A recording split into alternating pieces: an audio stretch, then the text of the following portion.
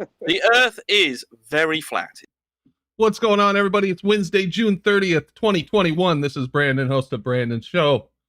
Hope you guys enjoyed the new intro. Shout out to Adam for putting that together. Thank you very much, Adam. I really appreciate it. Now that I can see it, not through Discord, I like it a lot. Thank you very much.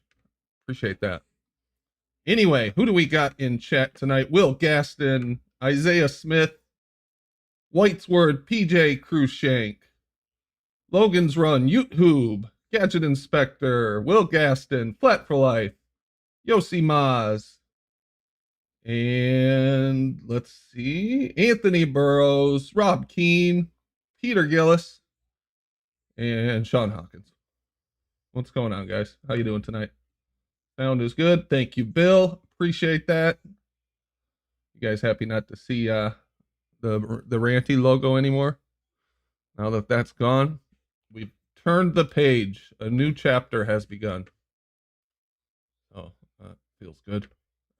Anyway, we've got a few people in Discord. Looks like Brenda's been assigned to us recently. He's showing up quite a bit, but the first hour is, of course, going to be Flat Earthers only.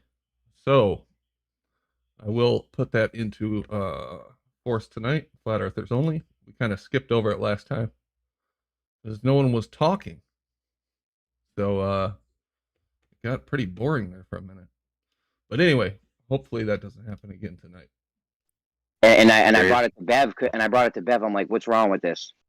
And he's like, it's too precise of a measurement. It was like 2 or 3 digits past the arc second. He's like, there's no way you're making a measurement that precise. So I went back to him like, yo, this measurement's fucked up. They're like, well, it's an average. I'm like, oh, all right, well, just give me the measurement so I can just check them myself. And they don't have any. Right? So they're like, well, the average is the measurement. That's good. And now they've stuck to this so hard that they're all saying an average is a measurement. Yeah, there's nothing wrong with that. There's definitely something wrong with that. It's not a memeasurement. It's the average of the measurements. No, it is. It's a measurement. It's not. You never measured 11 inches on our 10-inch and 12-inch measurements. We get an average of 11 inches, but we never made an 11-inch measurement. So how is that the measurement? Because we took an average. Yeah, which is not a measurement. Because if it was a measurement, they would just call it a measurement. They wouldn't call it an average. It is right? What's going on, guys? Interesting conversation so far. I apologize for interrupting. Well, do you want to start your show? Yeah. Yes. We're just in La La Land, Bren. Just in La La Land. Yeah, I heard that. that. Great new intro. Great new intro. It's really cool. I like it. Oh, you like that, Rob? Yeah, Adam did a good job on that. Thank you. Yeah, it's about time. Huh. It is about time, isn't it? I'm glad he did it. Oh, shit.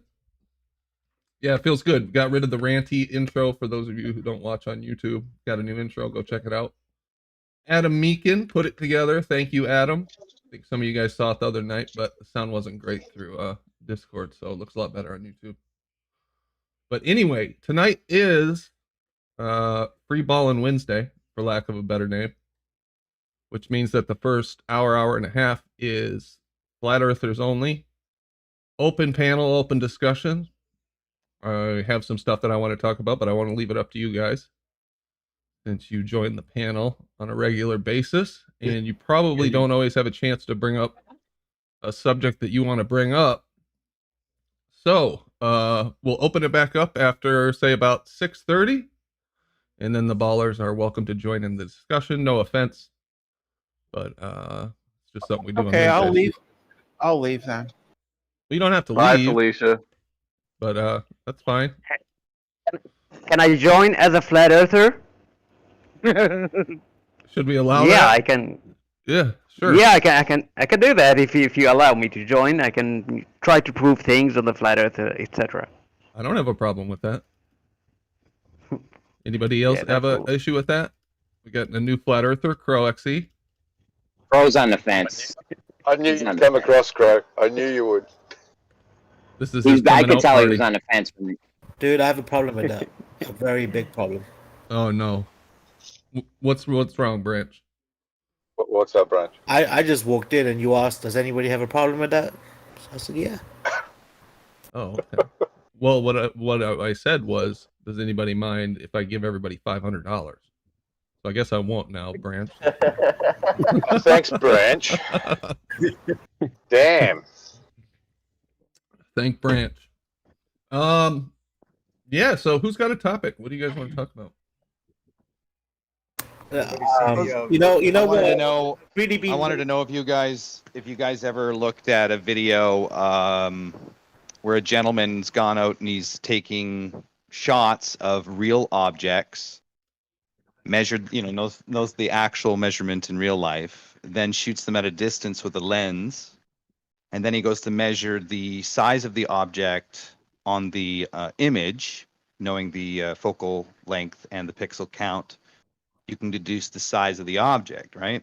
Well, he's noticing in this video that I'm referring to, he's noticing that if you have the object above and below the neutral point of the lens, it would actually compress the object. So if you went to go measure the pixel count, you wouldn't get an accurate real-life measurement of it due to barrel distortion, counting pixels.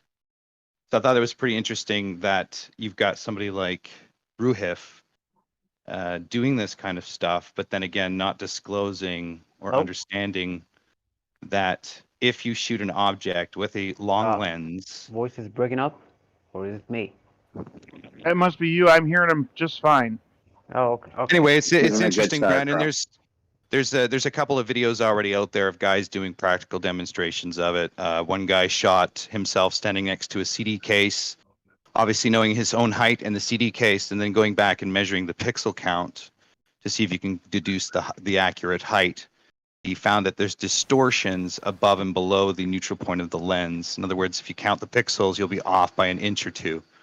So it's interesting to know that a lot of these observations could be measured with a ruler, but then again, no actual understanding of what the lens of the camera is doing to the image. Just thought I'd bring that up. Well, Would that affect every something lens- like every lens is taking a always shot going of the to- moon? Every lens is always going to create some type of distortion, right? That's why it's a lens. Now, as far as Ruhif's picture and his analysis of it, was there enough distortion of the lens to essentially negate his findings? Well, you'd have to look at what his findings are. There's no understanding and no primitive thought regarding that artifact. You Right, don't but the type understand. of Like as camera that was images. It doesn't matter what camera it's used, buddy. It comes from the barrel distortion of the lens. And the fact is what objects are shot below and above the neutral point, there'll be a compression of the object. So if you go to measure the pixel to get the height, you won't have the right pixel count Right, because of the lens of the camera, right? And so the point is that there's a couple of videos online. You can go watch them demonstrate it. Right. No, hold on. The point isn't that. So- right? The point Yeah, is this. was Was it? That is- distortion enough to Branch, negate his finding? Branch, that is the point. I don't know what When did land you're Branch- on, but you're not No, on my Branch- land. You're not Branch on isn't a my flat land, earther. brother. no. The point is simply He's this: made that clear. is the distortion enough to negate his findings? Why are you still talking, Branch? Does Branch Again, claim Branch. a globe? Yes, Yes. he does. Oh. He's made it clear that he comes in here to troll. He enjoys it. Yeah. It's not something like I'm not accusing him. He's Yeah. stated that very clearly and So openly he- himself. So He doesn't get the statement of he doesn't get the statement of the claim. The claim is that it's a known fact that objects, when you measure the pixel ratio of them, do not match due to the barrel distortion of the lens. In other words, you can't get an accurate dude. you can't get a height measurement accurately from it. So there you go. I would love for someone then to show how that negates Riff's findings. So Well, maybe you that don't understand. might be I'll a just good read- idea. But do you have a link to that? Either of those videos, Data? yeah, I'll try to find it. Give me a second. Because I think that's a fair point, even if it's coming from Branch. Branch, what I said before you joined was the first hour of Wednesday's shows are flat earther only. kind of flat earther open discussion. We do it once a week. But you're welcome to join as a Glober at 6:30 if you want. What if I just be a flat earther? You're gonna be a flat earther too? We got 2 new flat earthers tonight, guys. All right, Branch the flat earther. When you take away you better play the part. So, like, someone did say that there's always going to be lens distortion with any camera. That's just the way that it works. So that would then negate if you were to attempt to, say, get the angular size of, like, the moon. It could be distorted. It would be, according to that claim, always distorted through a camera. So I posted the link Yes, Bob. in Correct. the in the chat there. So I'm just saying that there are artifacts and lenses that will compress objects if they're above and below the neutral point of the camera. If you shoot the moon in the neutral point of the lens, you're not going to have as much artifacts. What is the neutral part of the lens? I'm not that familiar with. Right in the center, dead center. So anything outside the dead center is going to cause distortion of the object, Which would be everything. That's compared everything. to Images, the calculations. one way to verify this, which I've done already, and you've seen demonstrations, is go to a countertop and shoot a below the neutral point, in the neutral point and above, and then take it into Photoshop and compress it, and you will have concave and convex effects due to the lens. So this is repeatable over and over again with the concept of barrel distortion, and all you're doing is compressing it to show, and to highlight it is you're shooting that long horizontal countertop, right? I've even had Globers tell me, "Oh, the countertop is crooked." Give me a break, right? Does it depend on the lens? I mean, is it going to change from one lens So to the other? most, you can go that direction, but let's look at the generic processes of most observations are done with consumer lenses, which have lots of barrel distortion. Yeah, I'm just wondering if it's lens dependent, but okay. It's that's a What about a redirect rectal? that's a redirect from the point. The point is most observations that you're discussing are done with shitty cameras. What if we used a rectilinear lens? Well, again, you're just going off into the tangent Narnia land. It's a what if. What do you mean? Rectilinear lenses exist. Yeah, I'm not saying they don't, but you're going off into a what if. My demonstration is to highlight barrel distortion. It's not to discuss rectilinear lenses. I'm here to focus on the distortion of barrel lenses. The reason I'm I'm glad asking I my got that, question still. is actually Branch brought this up, and in order to explain some of these observations that the ballers have, such as Ranty's supposed drop to the mountains, you would have to, I think, have some kind of consistent deviation from normal size. I mean, in my opinion, there is some kind of consistent deviation. I just don't know if you could attribute that to lenses. The consistent deviation most likely is due to the environment's pattern, a seasonal pattern, right? And that's derived by the sun, right? Yeah. So the sun is, the sun will cause your terrestrial conditions, in my opinion, right? So Yeah. So you think it's something to do with the light itself? well, the sun or seasonal conditions, right? I mean, that's where we get our consistency from, is the pattern. The pattern of the light right coming from the object to the viewer. Well, it's different, right? You could look at long distance over mountains, and the cold air could be compressing and bending things, right? Oh, for sure. Just as much as hot air can be, in a summer day looking over the The globe ocean. The globe Right? has always talk about atmospheric lensing, right? So maybe that's what's happening. Possibly. Good point, Branch. Too funny. Yeah. So the if lens somebody distortion were would to need to be say, factored. take an observation that we make with our eyes of something, and then they were to take a picture, and they noticed that the picture is different from what our eyes see, and then they measured the angular size change of that object using the pictures, it would seem to me that makes the claim that our eyes observing the thing being an illusion is not a valid claim then, because the lens could very much be causing the angular size difference itself. Yeah, Well, but that's the whole point of Saying the foreshortening, same. right? If you look at foreshortening effects, you have the human eye has foreshortening effects, but it's exaggerated in the lens, right? So you have the same effects regardless. It's just you're going to end up with barrel distortion, right? And so if something appeared to change size to our eyes, but then pictures were taken that seemed to show no angular size change, that could be due to the barrel distortion that you're talking about, making it seem like it doesn't change angular size when in fact it could possibly be doing so. run me through a scenario there, Bob. So, for example, if we were to walk outside at night and watch a moon over the course of the night seem to change size to our eyes, but then we went ahead and took some pictures over the course of the night and measured the angular size from the images that we captured, and we showed with the images that the angular size didn't change, even though our eyes see the moon seem to change size.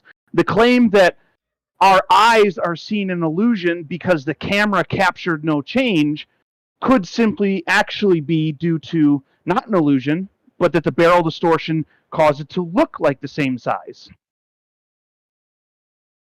Well, there's artifacts, whether that's true or not. You're using refraction to zoom in, right? So I'm not saying it would be an absolute. I'm just saying that is possible. Anything's possible.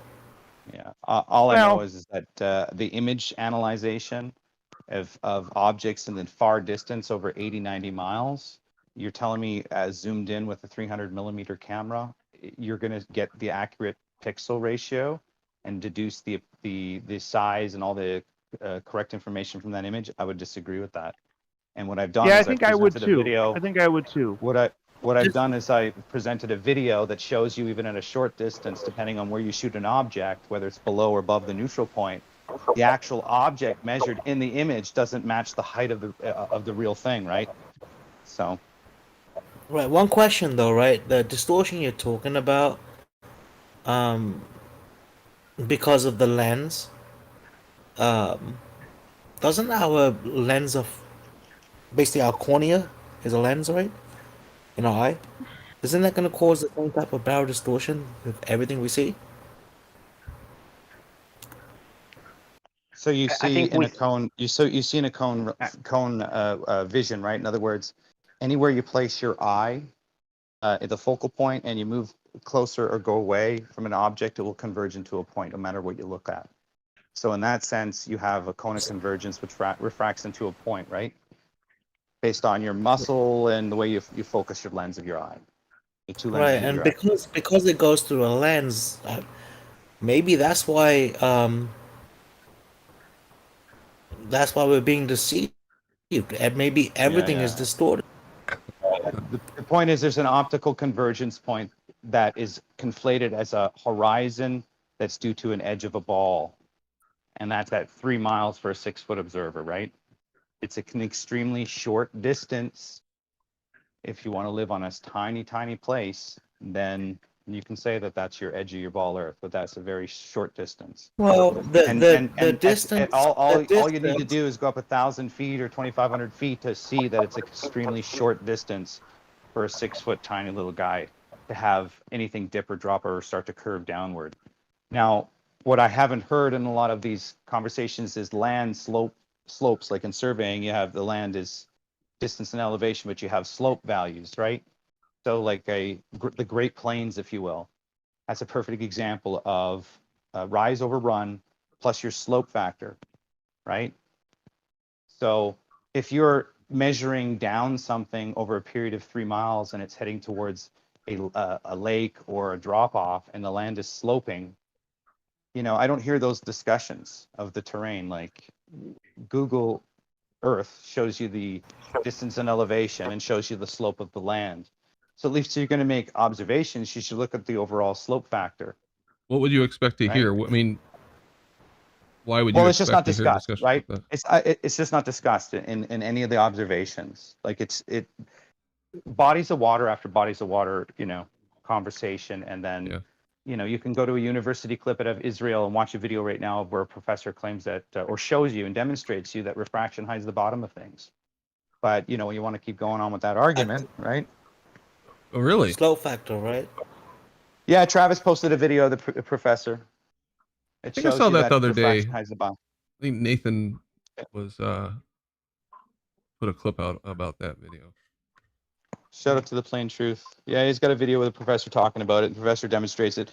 He uses an example of kind of a story being told of people drowning or looking like to drown in a body of water, but it's refraction, right? It's a mirage, right? So point is that hides the bottom of stuff, and he clearly demonstrates it and tells you. And so I just don't hear that in the debates. And sometimes I bring it up to maybe it sparks interest. Maybe it'll spark another conversation. Sure. And I think a lot of these globers, right, they recognize these points, but they leave them out on purpose. Why do you think they do that? I don't know. I would love for you to tell me why they do that. Give me your best flat earth spin on it. I don't know, man. I'm a flat earther just like you. I've got no idea. Well, give me your spin, man. Let's hear it.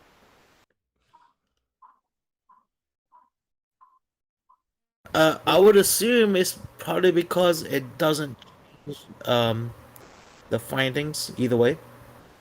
So it's negatable. Yes, it's a factor, but it's a negatable factor. Yeah. What's your best proof of flat Is what earth? What's your best proof I'm of just saying that's flat what earth, Branch? What's your best proof of flat earth? You don't need proof, right? I was born a flat earther. Therefore I am. Oh shit. Exactly. Why would we need proof? Very so obvious. The best proof is you're born a flat earther. Yeah. Actually, I do kind of think that that's the right approach to take. Because all of the empirical evidence that we have, all the firsthand knowledge we have is we're on a flat stationary surface. And why would we assume something different to start off with? Are you the water level? You see, Brandon agrees that I'm a better flat earther than you already. Oh shit. Tell us more, Branchy. Tell us more.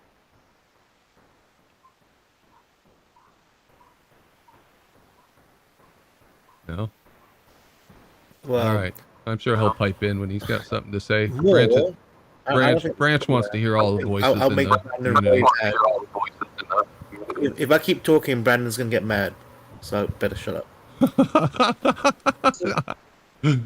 Data, like even with that Blackpool Tower photo, they won't even admit that not knowing the viewing angle is going to make a difference. They won't admit optical effects having any difference. They just stick to the point that, oh look, the mountain is below your eye level. So how except for the curve. Yeah, I think I even heard Biodual say, I don't want to talk about the left of the picture. I'm not interested in the left of the picture. Kind of like So Bob that the other sums it night up. when he didn't want to talk about anything except for the cross beam. By the way, I don't think I'm giving away anything private. He wants me to come over there to his show, but he only wants to talk about the cross beams. He only wants to talk about the platform. He doesn't want to talk about the ocean in the Black Swan or the horizon or anything else. Just the Tides are a platform. thing. Tides are a thing. Oh, I said, well, Yeah, Bob, that's that how kinda these seems like, globals get you. Man. yeah, they focus on one detail. kind of seems like cherry picking. I don't know if cherry picking is the right word. Just to focus on one aspect of a observation. It's called majoring on the minors. It's just more of their sleazy. This one point he wants to debate Brandon on. He sat there, studied it like fucking crazy, and now he wants Brandon to come in and talk about something that he's probably studied for about a week on. Brandon hasn't studied at all. How the hell is it going to go? Obviously, it's going to go into other dudes. I was going to say he said that he's got 6 different techniques, 5 or 6 different techniques to measure. I just wanted to know if he's applied those or 5 or 6 techniques to that image. Oh, I don't know. I did see his image. I saw him on Try Thinking the other day on Bev's channel. Bob was talking about, what was he talking about that day? Oh, his video that he put out where he supposedly measured drop one way or the other. That was an interesting conversation. But yeah, I mean, what am I going to, I don't even think I'm going to go over there and talk to him about it, because Branch is kind of right. He spent so much time looking at this damn cross member on this platform. I'm going to sit here and study up and research this fucking cross member and how it should look, and it just seems like a waste of time. When he won't even concede that you can see the horizon behind the platform. Right. Yeah, we're just going to ignore the obvious shit in that picture. You're looking 9 miles through atmosphere at something that's, high detail. What do you think it's going to look like? Are you talking about the black swan or the new white swan or what? Sorry, I'm lost with you. Oh, yeah, I should probably bring it up. We're talking about the I think it's sunrise footage or it's either sunrise or sunset footage from the Black Swan location. Wasn't somebody yesterday or the day before saying that the BLMI went back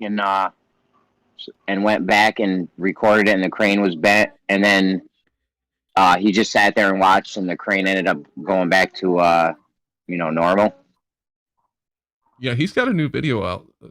I was watching it during the show, so I didn't get to really focus on it, but from the same location. But I thought of a good point. Go ahead. Sorry. I was just going to tell Crow, just to close it out, that we're talking about this one right here, if you can see my screen. Oh, hold on.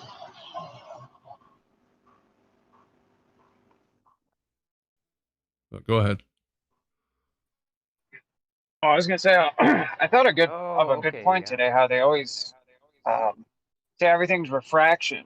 Now, I don't know if you guys remember that video Rob Skiba did years ago with the Chicago skyline, when he kept hitting view, and then took a boat over to it, and how it never changed. If it was refraction, I mean, how is it rebuilding itself right before his eyes? Like, that absolutely destroys that argument for me. Yeah, that's an interesting point, because so what they did, in my understanding, is they're looking at the Chicago skyline. You're talking about when they took the boat across, right? Kept the camera focused on it and rode all the way over to the other side. So I'm trying to think what would I expect to happen on either model, and I'm sure an argument can be made that that's what you would expect to see on a globe, because of, they could always bring up, it's such a small adjustment every mile that you go or whatever, you're not going to notice it. It's imperceptible, and the degree is so negligible. But is that what he wants to discuss in this debate tomorrow? He wants to talk about this photo, and he wants to talk about the cross member in the back platform that goes from one side to the other. And evidently he's looked at the blueprints for this and thinks that there should be a lot bigger gap between the surface of the water, the parent surface of the water, and the bottom of the platform. Brandon? Yeah. If he said he looked at the blueprints, I want to see those blueprints, Bob. You're a fucking liar. It might not have been blueprints. I just know that he looked at something. I don't know if it was on Google Earth or whatever. I'm paraphrasing what I remember, so don't hold So the I word. guarantee, right? He's already modeled this out, and very similar to what Ruhif did with the Blackpool picture, right? I bet you he's done it with this, almost identical to what Ruhif did. So if you are to do this debate with this Glober tomorrow, then I think time should be spent today, either in this discussion or not, to actually predict what he's going to present and then ballot. And therefore, that way you'd be as prepared as he is.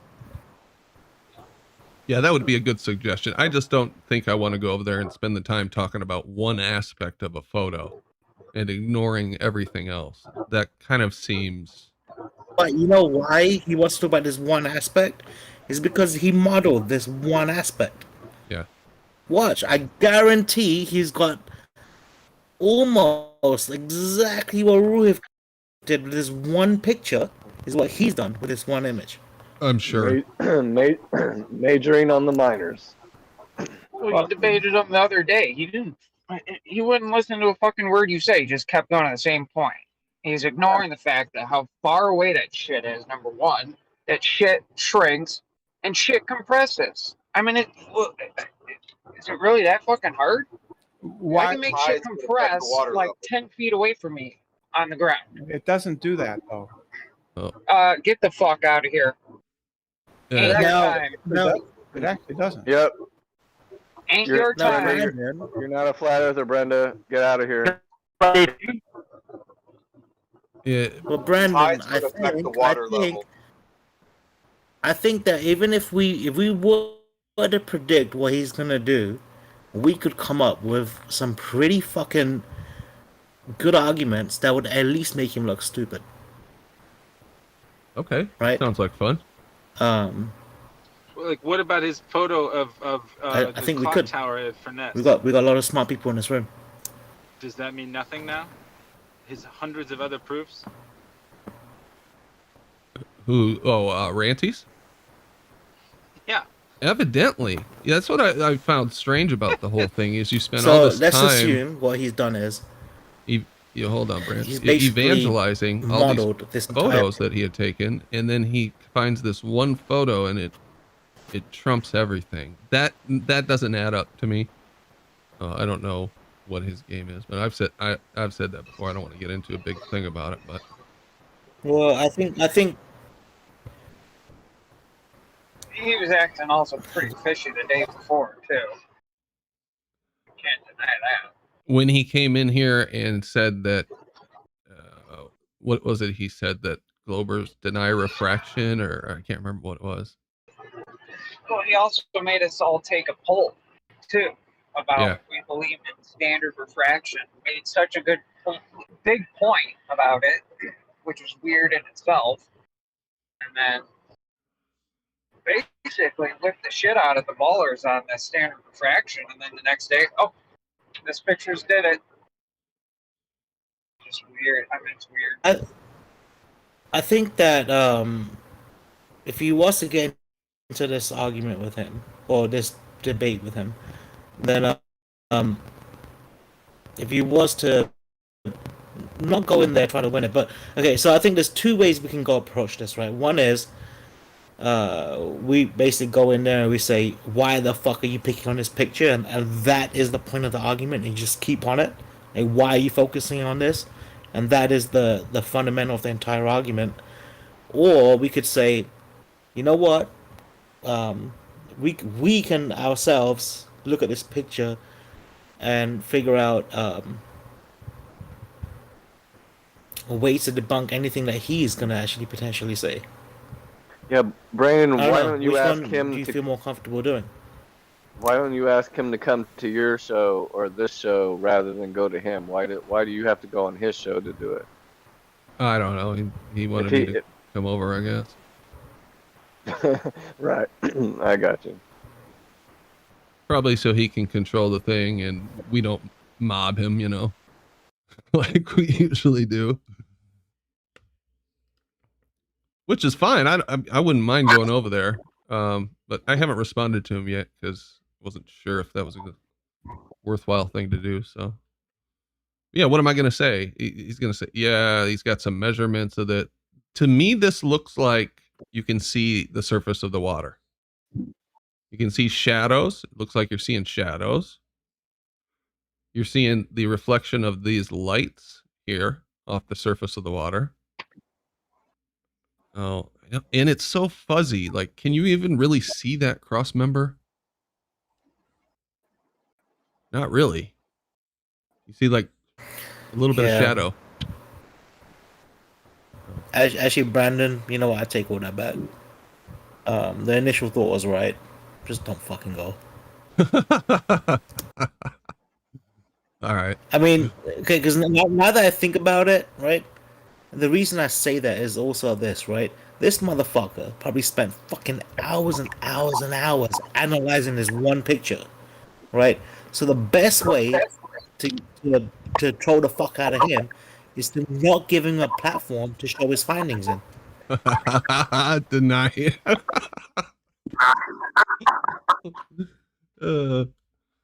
That's funny. So that way, basically, all these hours and hours and hours that he spent doing this shit is a waste of fucking time because no one's gonna hear it. No, yeah, no one ever gets to hear this wonderful argument he's got. Yeah, I get it. Anyway, so that's what's going on there. Hey, Data, I wanted to ask you, how's your book coming, man? Yeah, it's close. I think I'm just hesitant on the math and some of the physics, because as anything there's a lot to learn. It's more of just being happy to release what it is. Really, I'm at that stage, right? It's kind of just at the do or die, like just get it out. Yeah, you gotta let your baby go sometime. Well, that's what it is. It's just because I'm not claiming to know everything by no means.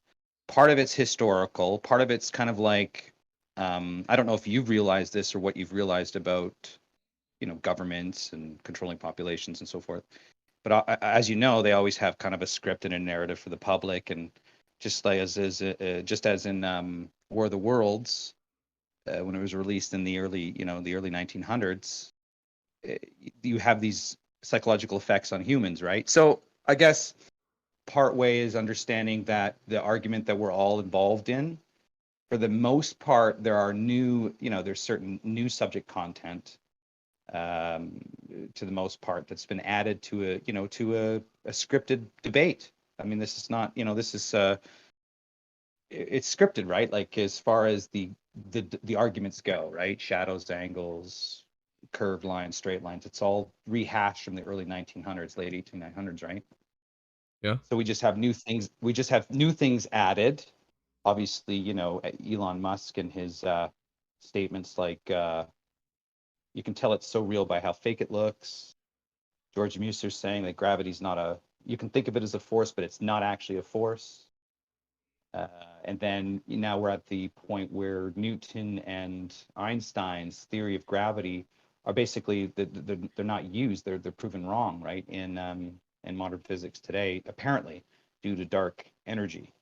So, we have new subject content that's evolved, but it's that base content that's actually sort of is erasing the early 1900 Einstein, mechanics, or Newton mechanics and Einstein's, uneven distribution of mass bending space-time, right? So the book is, I think it's going to be historical, and I offer my argument, my position, why I think the Earth is what it is, and I offer a mathematical explanation of how they can hijack your vision using the Rayleigh criterion as a base point, but then showing other calculations regarding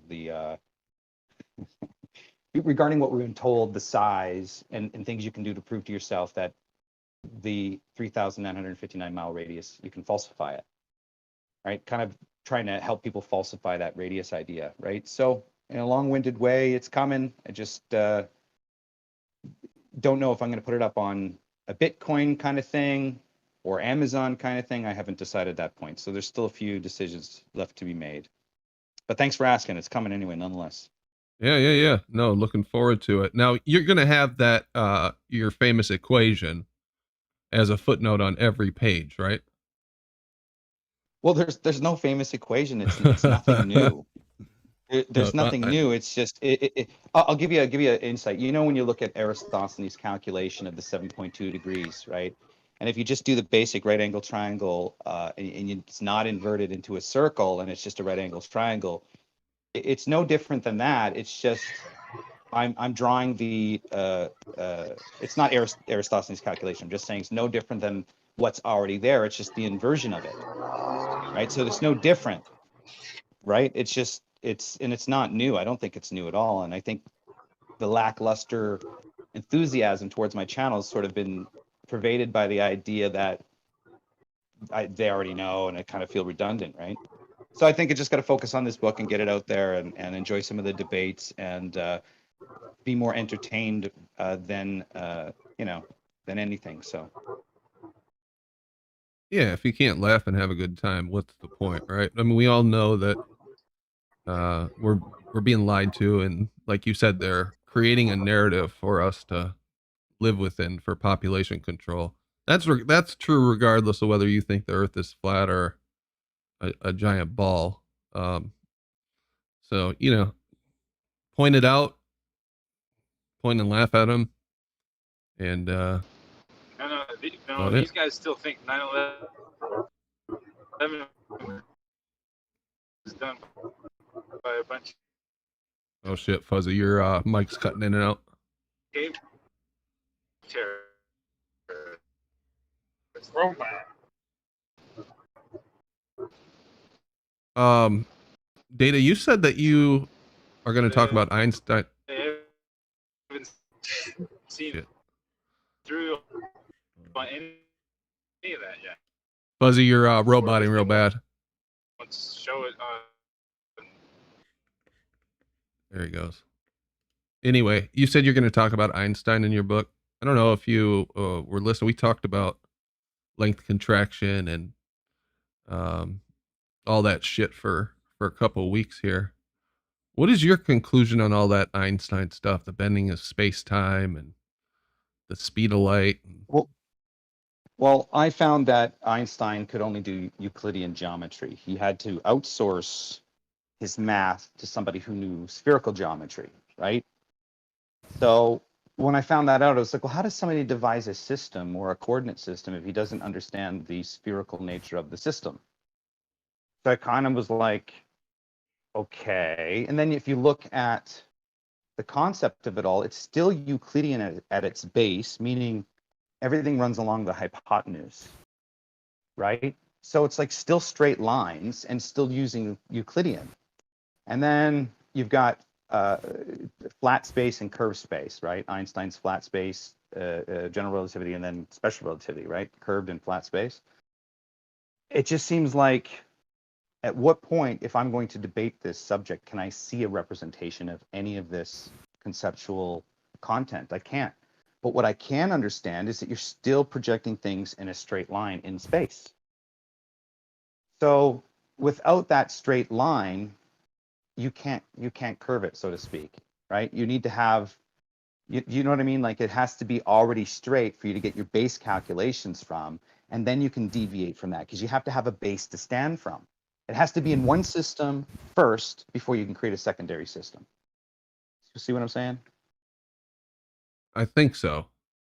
So it's You're all saying coming that from they had to flat create the space. system within Euclidean space and kind of transfer it To find the to alternate, exactly, to find the alternate from that space, the differential from that space, right? So when you see that, it's like, well, why are they have all the answers there, but then they're trying to go to the second coordinate system, but they already devised the first one, right? And there's nothing necessarily wrong with the first one, except for you can't demonstrate just uneven distribution of mass bending space-time, right? Where do you see this? Yeah, I mean, I assume you're trying to say like, relativity is something within itself. Why the fuck do we need special relativity? Why can't it just everything be relative? Why does it have to be special? Is that what you mean? No, I'm just saying is that they already had a working system to start off with, and it's like they were like, no, it can't be that system. It's not that system. It has to be this system. But the original, you had to start somewhere, and that's where they started. Right. And then you find out that now quantum, like dark energy, basically Newton couldn't explain the expansion and contraction in his field equations, right? I think the dark energy. I think it was Einstein that did the whole relativity shit. Yeah. It's just a concept, right? We all know that as a concept.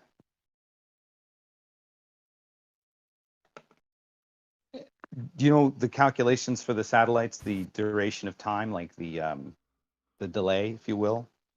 Do you guys ever discuss the delay between satellites? Apparently. Yeah, it's like ridiculously small, right?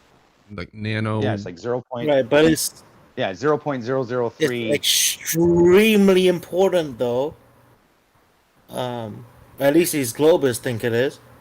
But here's the thing: there's also a delay in the current from piece to piece, right? There's also an electrical delay in electrical components, right? So do they compensate? Okay, so the delay is very little in between these components, but the overall delay is caused by the separation of the two objects in space. Like, anyway, if you look at electronics, there's always a delay in the components, the signal, right? Sure. I never hear that discussed with this delay thing, and nothing's ever brought out on paper that way. But honestly though, dude, it's like the way it kind of works. Right, I think this may be how it works. Right, is that the whole time and stuff is used to figure out. We're talking about GPS locationing, right? Then the whole time between these signals is what creates a position. And then what? If there are slight things that are off, you fix those by tweaking reality based observations. Well, it's like the radar gun and how it was developed. It was developed on the pulse rate return, right? If the signal was instant, they needed a pulse rate return. So if a vehicle was moving, it would return that pulse rate faster or slower, depending on the velocity. So I see it as like a pulse rate rather than as the speed of light, a calculation, whatever, right? It's just measuring the pulse rate return. I think I know what you're saying, Branch, because I was watching this thing on LIGO earlier. I don't know, it's like 6-part series from the National Science Foundation on LIGO. They were going through the history of it. And one of the major problems that they had when they first opened it was to get the laser to travel from one mirror to the other and back. So even though they set it up with GPS and measured it all out and got it all in place, they couldn't, it wasn't right. It wasn't optimal for what they were trying to do. And the way they did it was they measured the actual return of the laser between the two and then just adjusted the mirrors until they got the right result. So Yeah, and calculate all you want. At the end of the day, you're still going to have some error.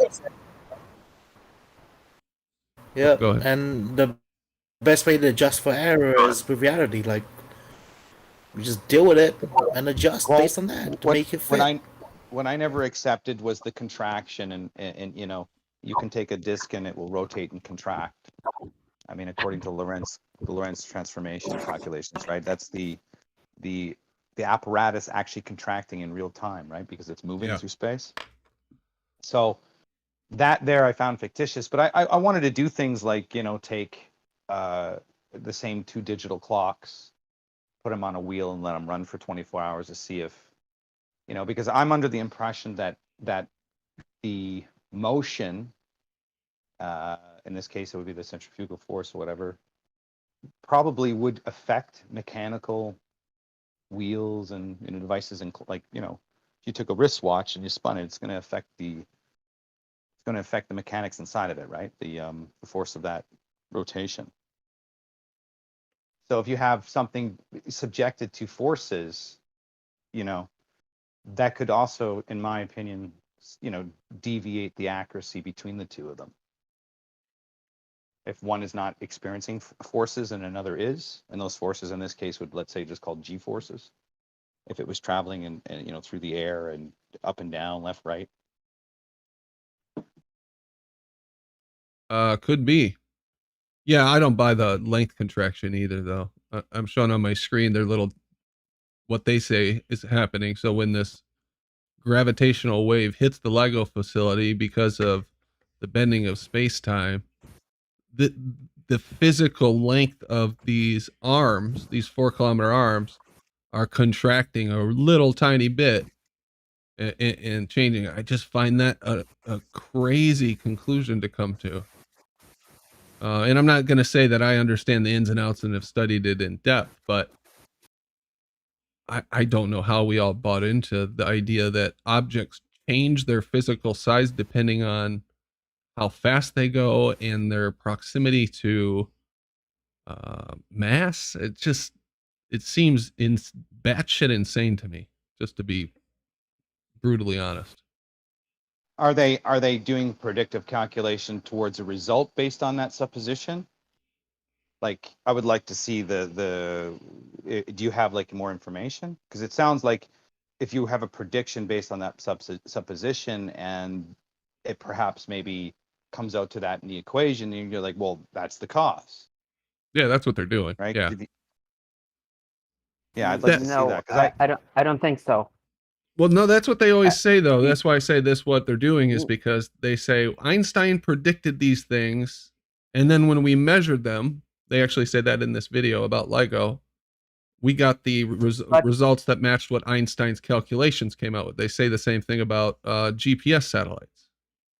About GPS, okay, but about LIGO, I don't think so. Because if you need to calibrate this big equipment, then you need a gravitational wave that you know its size, so you can see how much it affects it. But we don't have something to calibrate this device with.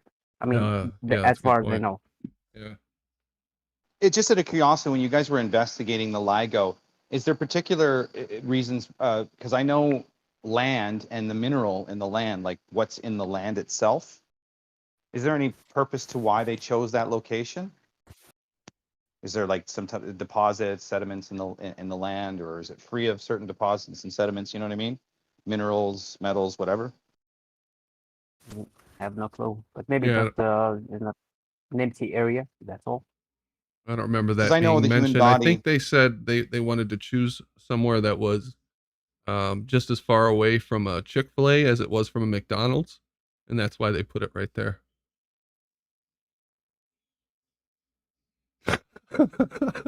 I can't believe it, man. Sorry. No, I don't know. Can you please stop? Well, calling? there's some particular reasons, you know, the ley lines, and if you look at around the world, there are particular locations that things are built on, right? And sort of this particular pattern. I'm just wondering if there's perhaps something to that place where they built it. I mean, the as a flat earther, I agree with Brandon. It's batshit crazy to think that things get longer if you go faster, right? I guess the only question I have is like, what does if we're talking about shit on Earth, how is this even relevant? Yeah, no, that's a fair question, and people have brought that up before too. And I don't know that this directly has to do with the shape of the Earth itself, but it's more around the heliocentric model. And the reason I like talking about it is not a lot of people understand what they've been taught and what they've agreed to throughout the years. I mean, how many people do you think understood all this shit back in the 20s and 30s when this was adopted as the standard model?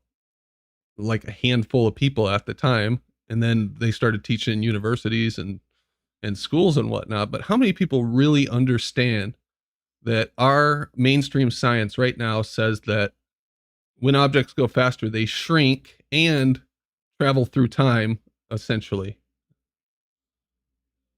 So I just like to point it out. The interesting thing about it is that So it's theory. It is theory, right? It's not even proven. Well, that yes, but they would say that the theory is rock solid, and I have heard several globers say there is no other hypothesis that has been more successfully tested or something along those lines than relativity. So relativity is still not more being proven. successful than the Earth being a ball. Is that what they're trying to say? I guess. Go on. I should have pointed that out. I didn't even think of that at the time. Well, I would say we need some proof.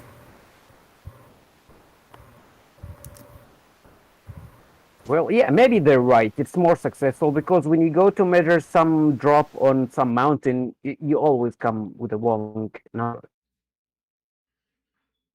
So in that sense, maybe. I mean, we're never going to be able to prove it, though, right? Because we're never going to be able to get something close to the speed of light and then take a picture and send it back. It's never going to be proved.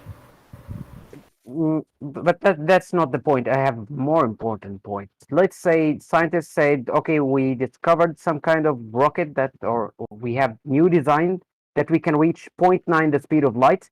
We send the rocket returns the data, boom. Now, what are we going to say? Well, if we're speaking in Narnia terms, it's not much. But if you want to talk about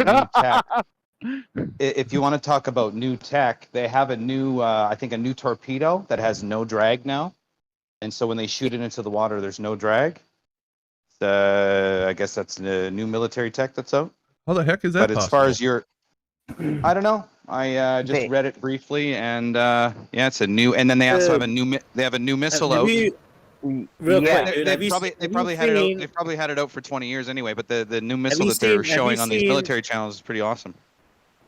Have you seen the YouTube videos where people like throw ketchup on their shirts, and they spray it with hydrophobic spray, and they throw ketchup on their shirt and it just slides off?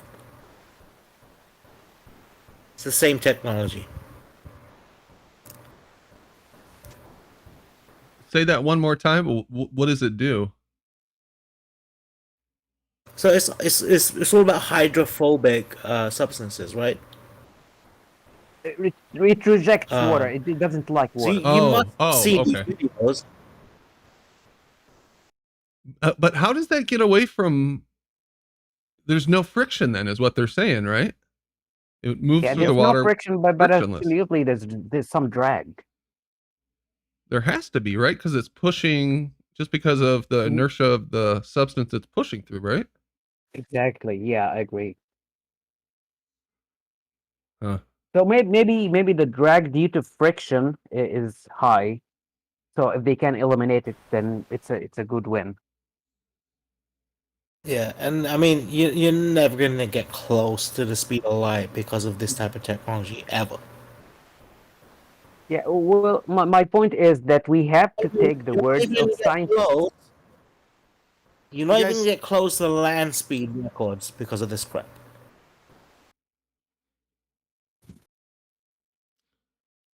Crow, you were saying that we have to take the word of scientists. Of the scientist for the experiment, because there's some experiments designed specially for the time dilation. Something called gravity probe A and gravity probe B. So it proves time dilation, but now how do we believe those scientists? Well, that's a good point. And I usually err on the side of, thinking that these guys have ethics, but that's one thing that bothers me about scientism is it's setting up this kind of technocracy where we're told in the media and, just in general that you have to believe what scientists say and that it's wrong to question them, which I think is extremely dangerous and reminds me of some shit the USSR would have said.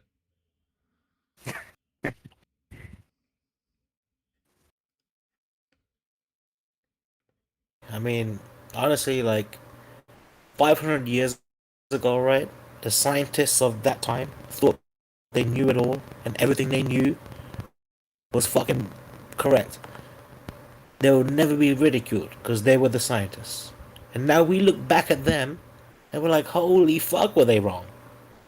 So 500 years from now, I'm pretty sure people are gonna look back at us and be like, holy fuck, these idiots are wrong as fuck.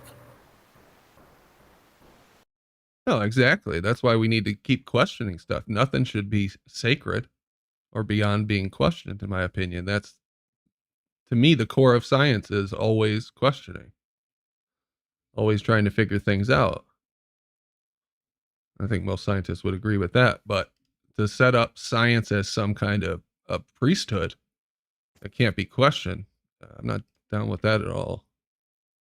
You can question, but the problem is how are you going to get the answers for that satellite on the screen, gravity probe B? I mean, they can give you all the prints, all the output data. Now, how are you going to confirm? Yeah, I wouldn't be able to. I would have to either accept their interpretation of it or spend forever trying to understand the data and come up with my own interpretation. Or that they even got the data in the first place, right? I couldn't build a satellite like this and send it up myself. And this was NASA and Stanford, of course. So I wouldn't trust this data just based on where it came from. I sad to say. Just because of their history with the intelligence agencies. Oh. See, the best part about talking about this stuff is if one day somebody has to run us through one, instead of the story, there should be a methodology as whereas we get to try out the equation or the observation. Do you know what I mean? It can't be subjected to just limited technology, because if it's a clock, there should be at least a rudimentary demonstration or an experiment or something that we can do, right? And correct me if I'm wrong, if we had two identical stopwatches, be it digital or analog, and we spun them on a circle and we set them as best as we can and we did various things, we're making it pass through time, right? Faster. I mean, that's essentially what we're doing, correct? That's their theory, yeah. Experiment.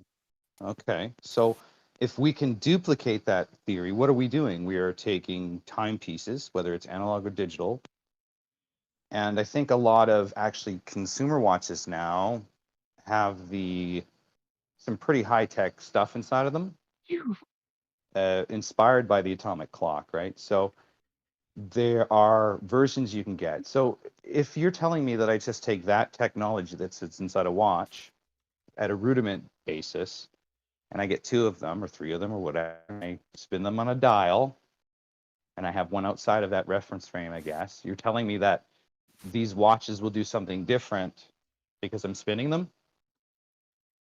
Okay, so what am I actually applying here to the watches? What forces am I applying to it?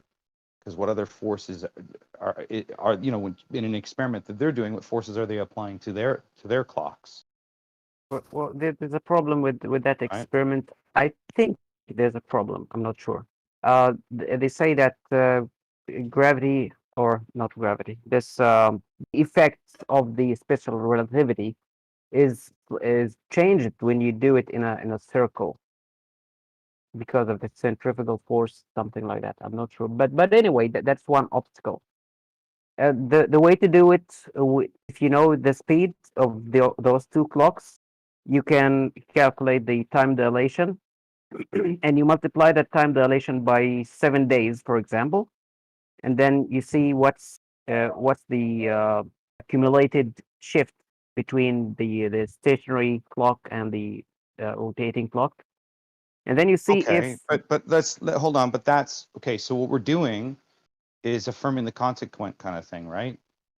Is because we're looking at something and reifying it in a way that's saying, okay, so there's a discrepancy. I have a prediction. The prediction's matching the discrepancy. But if you fundamentally look at the inherent creation of timekeeping, there's always accumulated errors to begin with, regardless of time dilation, right? So where are these? It's so compartmentalized that I'm looking at the man-made construct, and it's actually base function has anomalies and errors and so forth in timekeeping. It's never perfect. So you want to analyze a device that's not perfect and then suppose an idea upon the imperfection as a result or a consequence or in a divergent process or an emergent process due to something that you reify, which you call gravity, right? So I don't understand the science in that. I look at the inherent tool, I look at the flaws in the inherent tool, and then I go, why isn't that addressed first? Yeah, I have to agree with you because, and you're absolutely right about the logic. And that's the problem I have with a lot of these arguments where they say our model predicted it. Therefore we think it's true. You haven't really established the cause and effect relationship, right? You've set up some kind of mathematical system and assigned the values to what you think are the variables involved, and then affirmed that your model is correct because you got the right answer. This one in particular, time dilation. So to me, what if there actually is a difference? You had these two clocks, they're perfect. Let's just assume they're perfect clocks. You accelerate one, it comes back, and it is 4 seconds earlier or whatever on the clock. Okay, my conclusion to that would be accelerating this clock, however this clock is functions, slows down the function of the clock. It slows down the decay rate. How do you go from there? I mean, that's all you know based on that, right? That's all you know.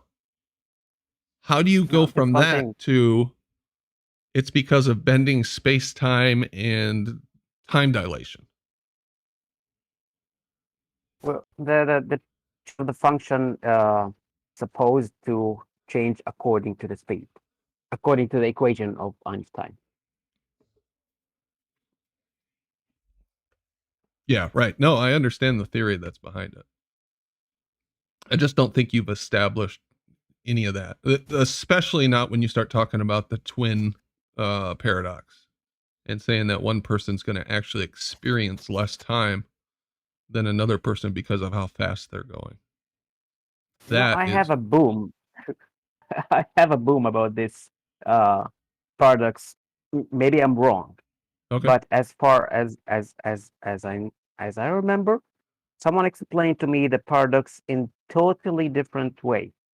That for someone to go away in a rocket and he has to accelerate, and here it's the function is not only speed, it's acceleration, and he has to decelerate to stop and then accelerate backward, so it gives an opposite effect of time dilation, something like that. I mean, we should read it instead of just talking about it. I mean, I want to, but I'm too lazy. Sorry.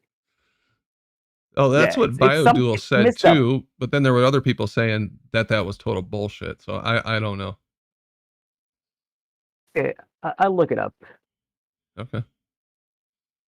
Anyway, enough about time dilation shit. We talked about that stuff. Yeah, I hate it. I hate it. Really. It is something. But anyway, what's going on? I was just thinking, you know, all this science fiction, right? Everything's science fiction, science fiction. At best, it's pseudo science fiction.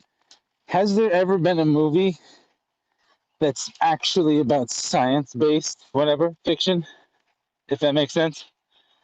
I just thought about that just a minute ago. I don't understand. Can you explain that again?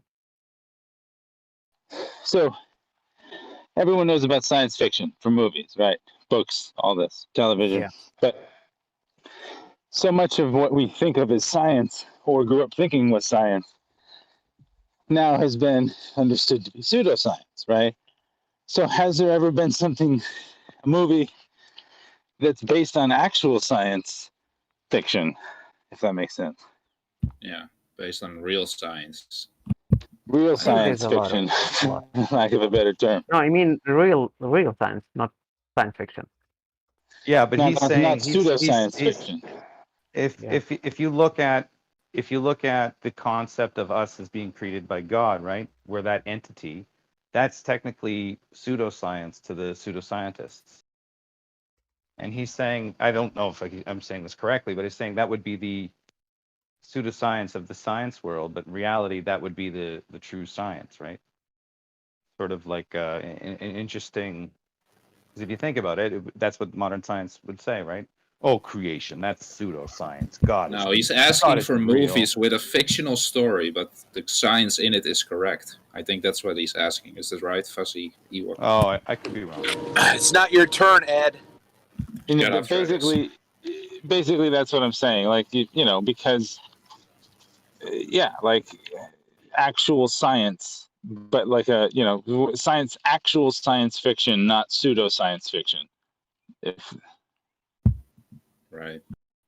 Like actual science, testable, repeatable, you know, independent variable, like what, or you know what I mean?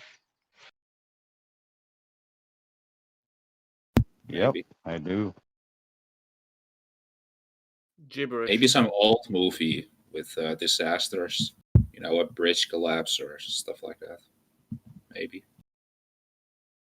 You can't distinguish between science and pseudoscience, so you've no idea. If someone did present a movie on one or the other, you wouldn't be able to tell the difference. Yeah, but you got the wrong definitions of both of them. So what do you know? I know what science is, and we know what reality is, and we've. We got 10 more minutes. We got 10 more minutes. You guys jumped the gun, both you and Ed. Okay. Well, does So anybody anyway, have a it subject? sounds- Yeah, go ahead. Yeah, I've been in a shitty corridor this whole time in Virginia. So one of the things that I thought about a couple of times with this discussion, and I've just never been able to jump in, the Lorentz contraction is a an interpretation of the failure of the Michelson-Morley experiment. Is that correct?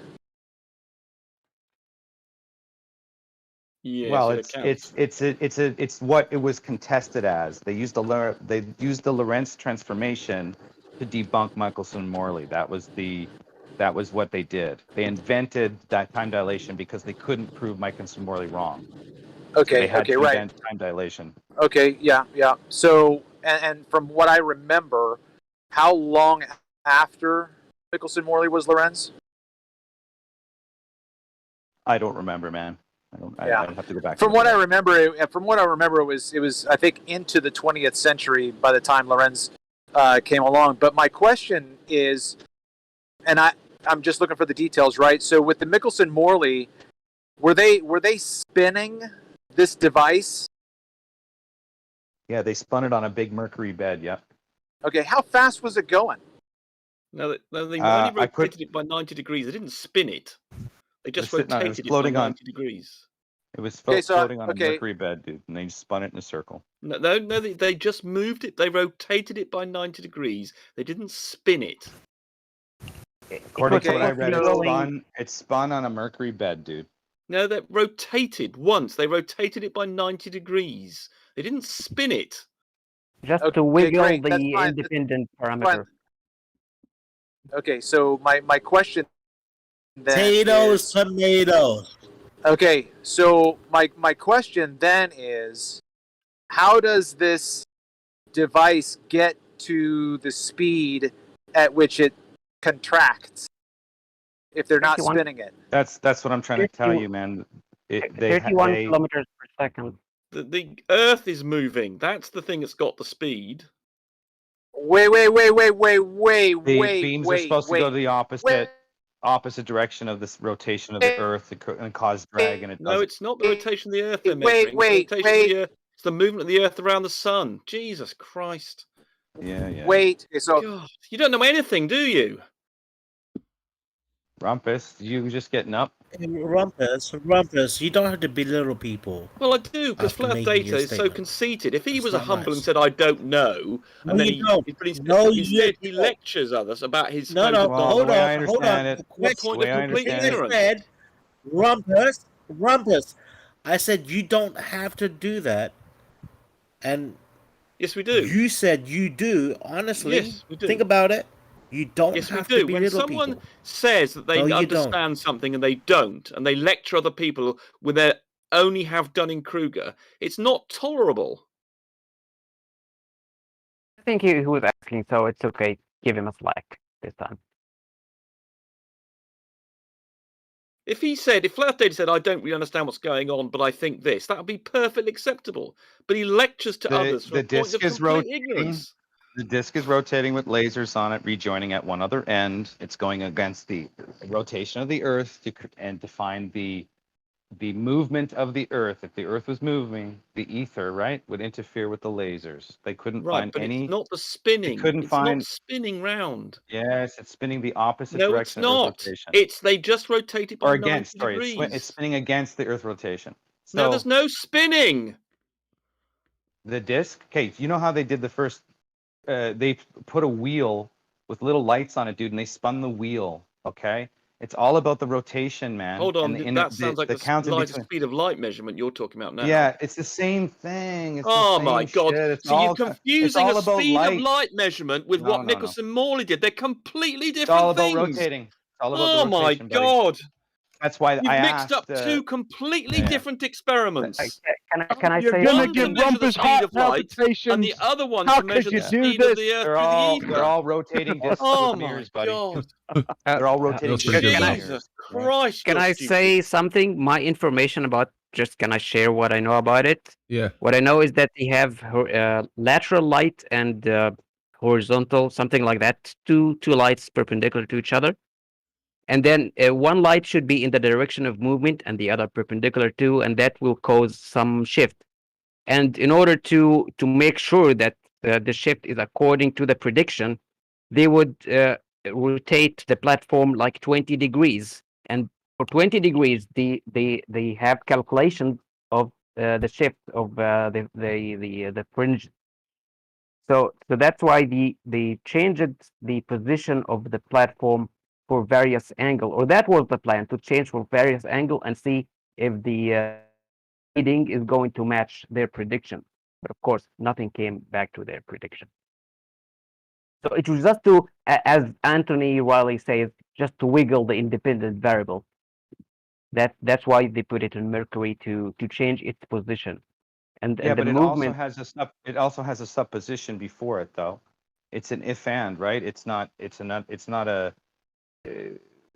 and. Yeah, it's like if I do this and that, right? I don't know if I got that correct, but anyway, you were saying that if I do this with the light and there's a diffraction pattern, this is the cause. You still diffraction. Oh my God! It's basically you don't know what diffraction is, do you? You do not know what diffraction interference pattern, whatever you want to call it. They don't line up equally at the end, right? One's shorter, one's longer. The point is, it's an interferometer. Yes. It's not diffraction. It all comes down to the same thing: refraction, diffraction. No, it doesn't. They're very different things. Yes. Oh my God! All light and it's all confusing to you, isn't it? You think it's all the same because you don't understand any of it. It's all equally with light. Okay, listen. Can I just jump back in? Okay, so my question originally was, what was the cause of the contraction for Lorenz's observation? The motion of the Earth through space. Okay, so can you describe what was this? And again, I don't know. I'm not. So don't come down too hard on me for not knowing. That's like fine. what was the shape of this contraction or of this device? What was its shape? Well, it's like effectively it was a very a very long cross that they actually crossed over many times. But conceptually, you can think of it just being a very long path, one direction, and then 90 degrees. That there was another path. No, so it's not an element, or we're not talking about a metal device. We're talking about like that. I'm asking like what contracted? The distance between the mirrors. The distance between the mirrors contracted, so space contracted. Correct. Space contracted. Correct.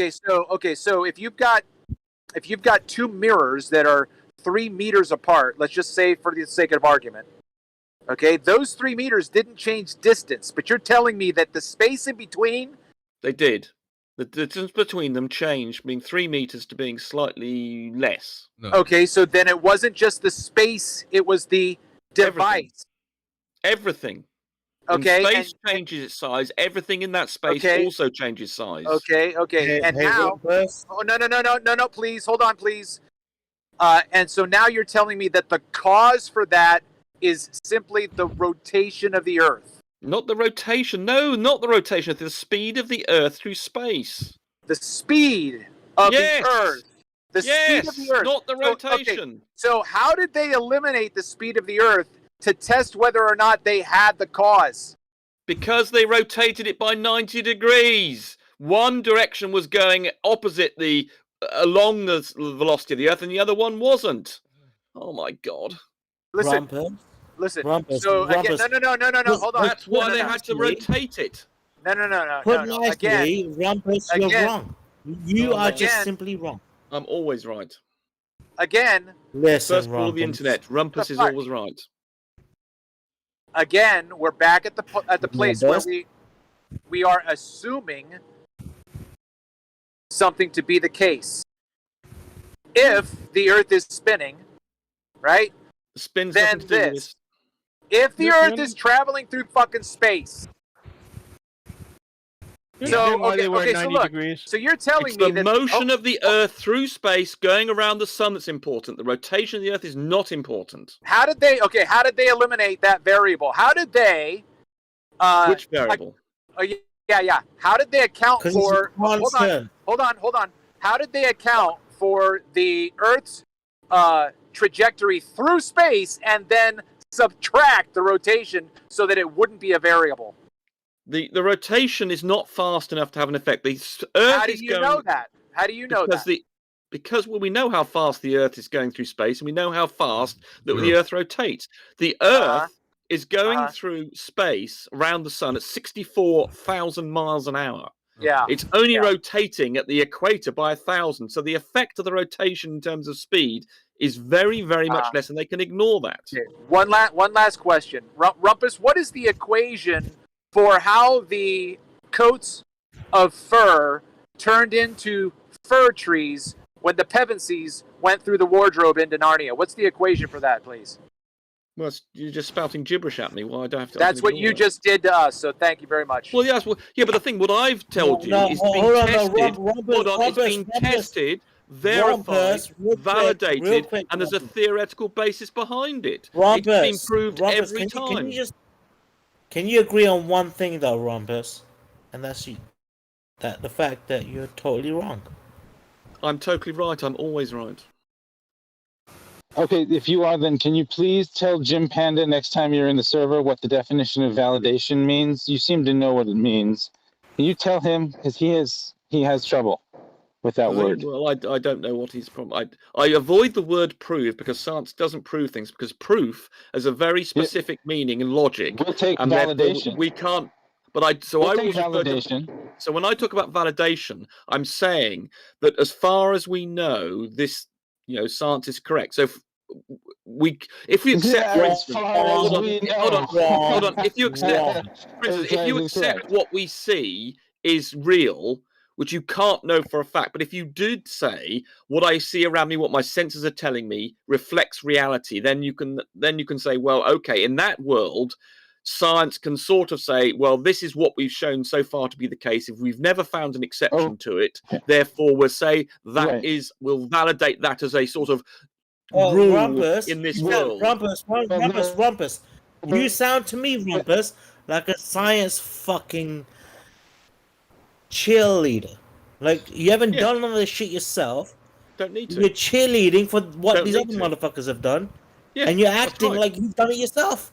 No, I'm not. I'm just relaying to you what clever people have done over hundreds of years, and that has been tested and validated many hundreds and millions of times. And I'm just simply relaying that to you. Rumpus, listen to me for a second. Rumpus, one second. Let me talk to Rumpus. Hey, where the fuck is talking? Let me finish. Fuzzy's talking. Hey, Rumpus, look, there's 2 points. The first point, Rumpus, is that you haven't done any of these experiments for yourself. The second point is that you're wrong. I'm right. You're too stupid and ignorant to have an opinion. You're not qualified to have an opinion about this. And I don't need to have done it. What I need to know is that there are people out there and institutions out there that have done these experiments, and they've been checked by other very clever people, and they've all checked these things. They've all agreed what the answers are, and no one has ever invalidated the things that we accept to be true.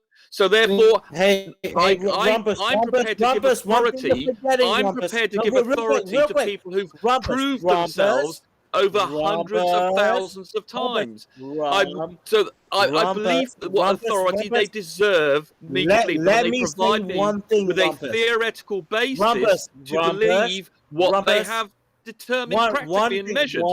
Just one thing. Just one thing, Rumpus. Look, no matter how much you talk, you're still wrong. I'm still right. And I'm validated by hundreds of thousands of institutions, and you have nothing but your opinion. You just have your wishful delusion, and that's all you've got. Nothing. So I can ignore you. Whereas I rely on experiment and validation and very clever people doing experiments and checking one another and the peer review process, and the fact that these theories that we talk about have not been invalidated by anybody, but every experiment that's been performed on them has validated them. So therefore, we'll go with it. Can I say something? Branch, hold on. I want to say something to Rumpus. Rumpus, are you there? Yeah, I'm here, Crow. Yeah, hello. So sometimes we find an experiment, we do it, which proves the globe, and we say to flat earthers, do it yourself, and you will find the truth. So I think when we talk about things like contraction and things like that, we cannot say do it yourself. And I believe that. Yeah. So. As you said, we can only relay the information just to make things clear when there's dispute. Are they measuring the rotation of the Earth or the speed of the Earth in the space? We just relay the information, but I don't think we should consider this as a proof of anything because it's pointless. Look, as I say, science doesn't prove things, so indeed you're correct. You can't say you prove anything.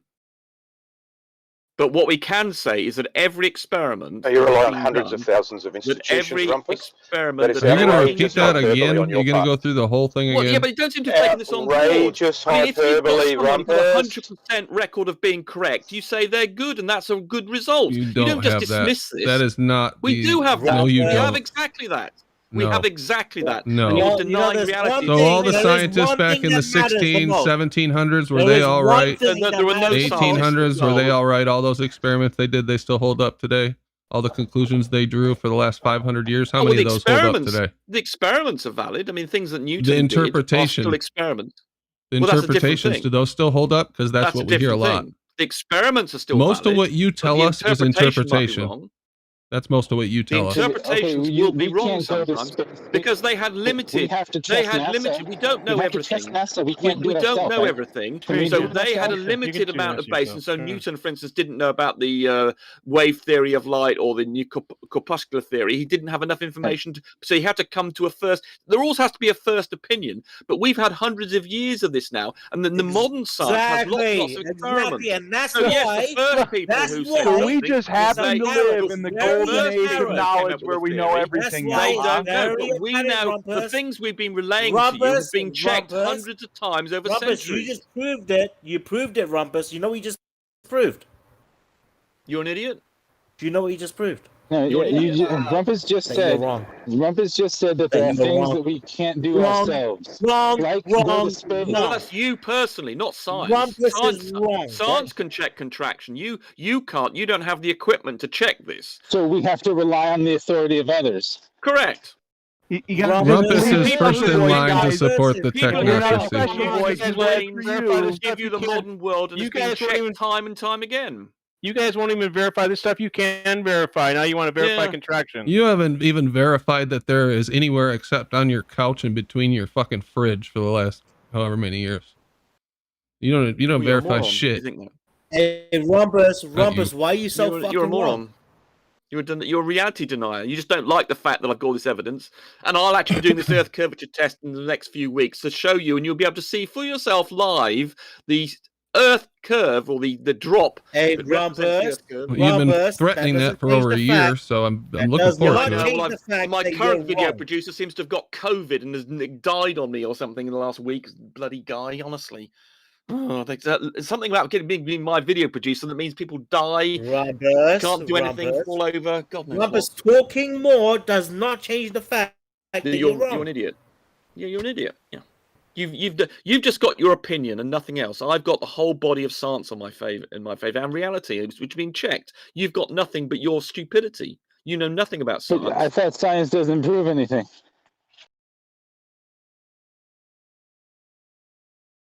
Rumpus, you don't really believe that science doesn't prove anything, do you? You think that they're right about everything, right? We cannot prove that we're not inside some simulation. And if you can't prove that, look, proof is a very specific philosophical thing. It means that you know for a fact. So, for instance, 1 + 1 is equal to 2. We can prove that. We know that's the case. It's because it's deductive. Science is inductive. And so we can't. Hold on, if our senses are lying to us, then we don't know anything. If all the information you're getting through your senses is wrong, all right, yeah, brain in a vat, I got it. Yeah, exactly. So you can't. We cannot invalidate that possibility. Down. You want to say you're right about everything, and then when we say, so you think you're right about everything, you say, well, we can't know if we're right about everything. We can't prove it, but we can certainly show in the world that's around us that science has been validated hundreds of thousands of times. All the things that were the current views of science have been checked by other people. And so if you accept that our senses are telling you reality, what reality is, then science is what we can say is validated. But it's the interpretations that we're calling into question. Okay, Rumpus. Those Rumpus, interpretations have to make Can I have 1 second with Rumpus? Right? And then, Rumpus, go ahead and then Fuzzy. So you say you think there's a possibility. You think there's a possibility, Rumpus, that we live in a simulation, right? You cannot prove otherwise. You cannot prove that's not the case. Now, and if you can't consider prove this: if we live in a simulation, okay. So therefore, you're saying there's a possibility that we live in a simulation. Now, if we do live in a simulation, that means something needs to be hosting our simulation. Yep. It could be another simulation. Yep. But no matter how far you take that back, something needs to be hosting us. Yep. A physical thing needs to be hosting us. Yep. Now, where that physical thing resides, right? We do not know if it's flat or globular. We don't know anything about it. We do not even understand the physics of that terrain. We don't know that we're therefore. Let me just come in. You have to admit. Therefore, you have to admit that it could be flat. Not in our world. In the world that we have around us, that we can take in by our senses, the world is definitely spherical. Okay, Go ahead, great. Fuzzy. Just real quick. Hold on. I said, hold on. Fuzzy was waiting to get in there, and I said after Branch. Go ahead, Fuzzy. And then I was just all I was going to say was, how do you validate what Apollo 17 did? You know, you say all these things, you're contradictory to yourself. I'm not sometimes within 90 seconds. Yeah, all the time. We've got lots and lots of all the evidence suggests that Apollo 17 went to the moon. We've got independent space agencies that tracked it. We've got pictures of the Apollo 17 craft on the moon. We've got actual people in aeroplanes who saw Apollo 17 go into space. We've got radio transmissions. We've got all the evidence of people. There's every single piece of evidence says that Apollo 17 went to the moon. Or you've got an elaborate psychological operation. The Soviet Union would have not let America get away with it. This is the that's big so weak. Don't even go down that road. The Soviet Go ahead, Union Fuzzy. would never ever let the United States get away with Go this. ahead, This is Fuzzy. the big victory of the Cold War. Ignore his lame Can I ever argument. Yeah, can I ignore my validate argument this because it's for damn myself? good and you can't refute it. Or Got it. always going to have to rely on some other authority, whether it's a Russian authority or an American authority. They're both working in collusion with each other to screw over the rest of the people. Right. You don't You think that Putin they're and working America are behind closed including, you're an doors? idiot. No, there's So amateurs. Axis powers and allied How powers can on you a think thing. that Putin and There- America are in there's- collusion? There's individuals who've seen this. Wait, are they both? I'm sorry. They're Rumpus. both part of the UN, right? No, Are they both hold part on, of the Rumpus. UN? Can you fuck stop, off. Rumpus? They're not. Can you stop making fucking attacks? I've been to the UN. I'm You just pretty stop sure I pointing saw a your Russian stupid. flag there, and an American flag at the UN. Rumpus? So they What's are that got to working do with together. They're both Stop on the pointing same your fucking councils. Stupid, all right? It's annoying. They're both dependent on each other for I mean, the Russians trade. and the Americans were. I mean, the Cold War didn't exist. I mean, it was just a fake thing, right? Yeah, gotcha. Well, did you? I didn't. It didn't exist for me.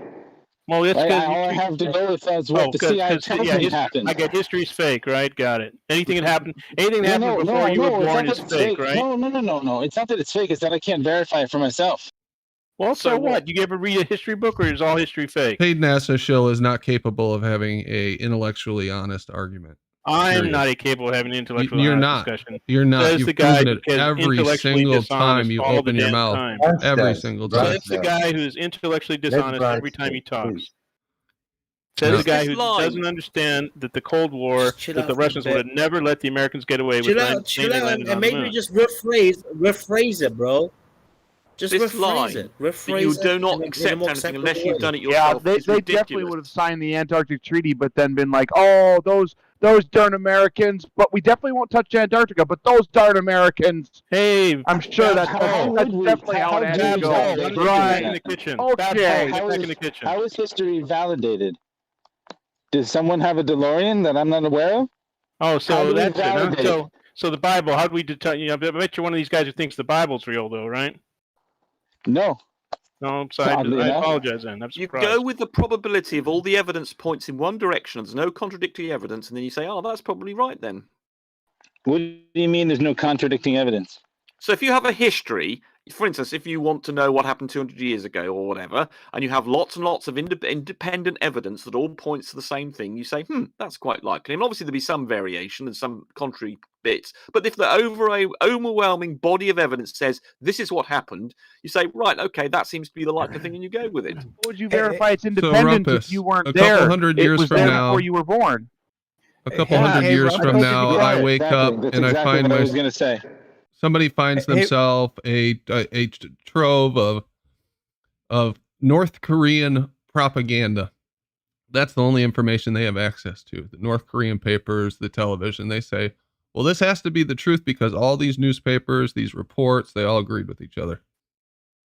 Right, but if you were a historian, I mean, we've got those sorts of situations now where we have Egyptian accounts, for instance, of battles, and then we know that there were other people around, and someone in 200 years' time will be aware that there are other people around, and they would go and look at the overall body of evidence. That's what you have to do. You have to make sure that you're not restricted by your view of just getting information from one source. You need to get information from independent sources and then see what that body suggests. I bet you if we compared sources, lists of sources, Rumpus, yours would be a lot smaller than mine. I promise you that. No, It mine would. would be validated sources, whereas I presume you've got You some. mean authoritarian sources? There's one thing you have to do. One thing you do have to avoid is people who've got some sort of pro position that they want to impose. So religious, for instance, that Islam will have some opinion on doing something. Christians will, and you've got to make sure you don't get mixed up with people. So one of the key things in historical evaluation is you try and find, for instance, a piece of documentation that say in some Christian history that is against, for instance, what they would want to be. We understand the concept, Rumpus. The key point about historical evaluation is you try and find information that's to the detriment of the people that you are looking at.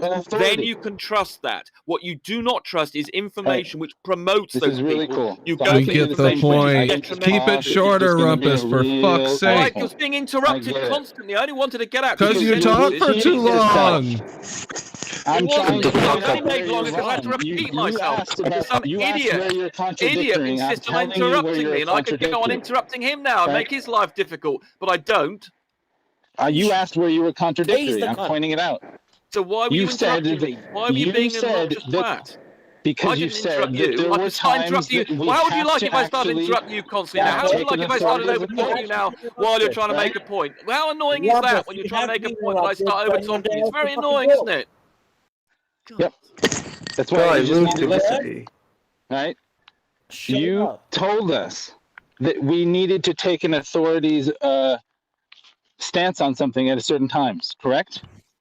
So what about the times that we have to do that when we can't verify it in any other way?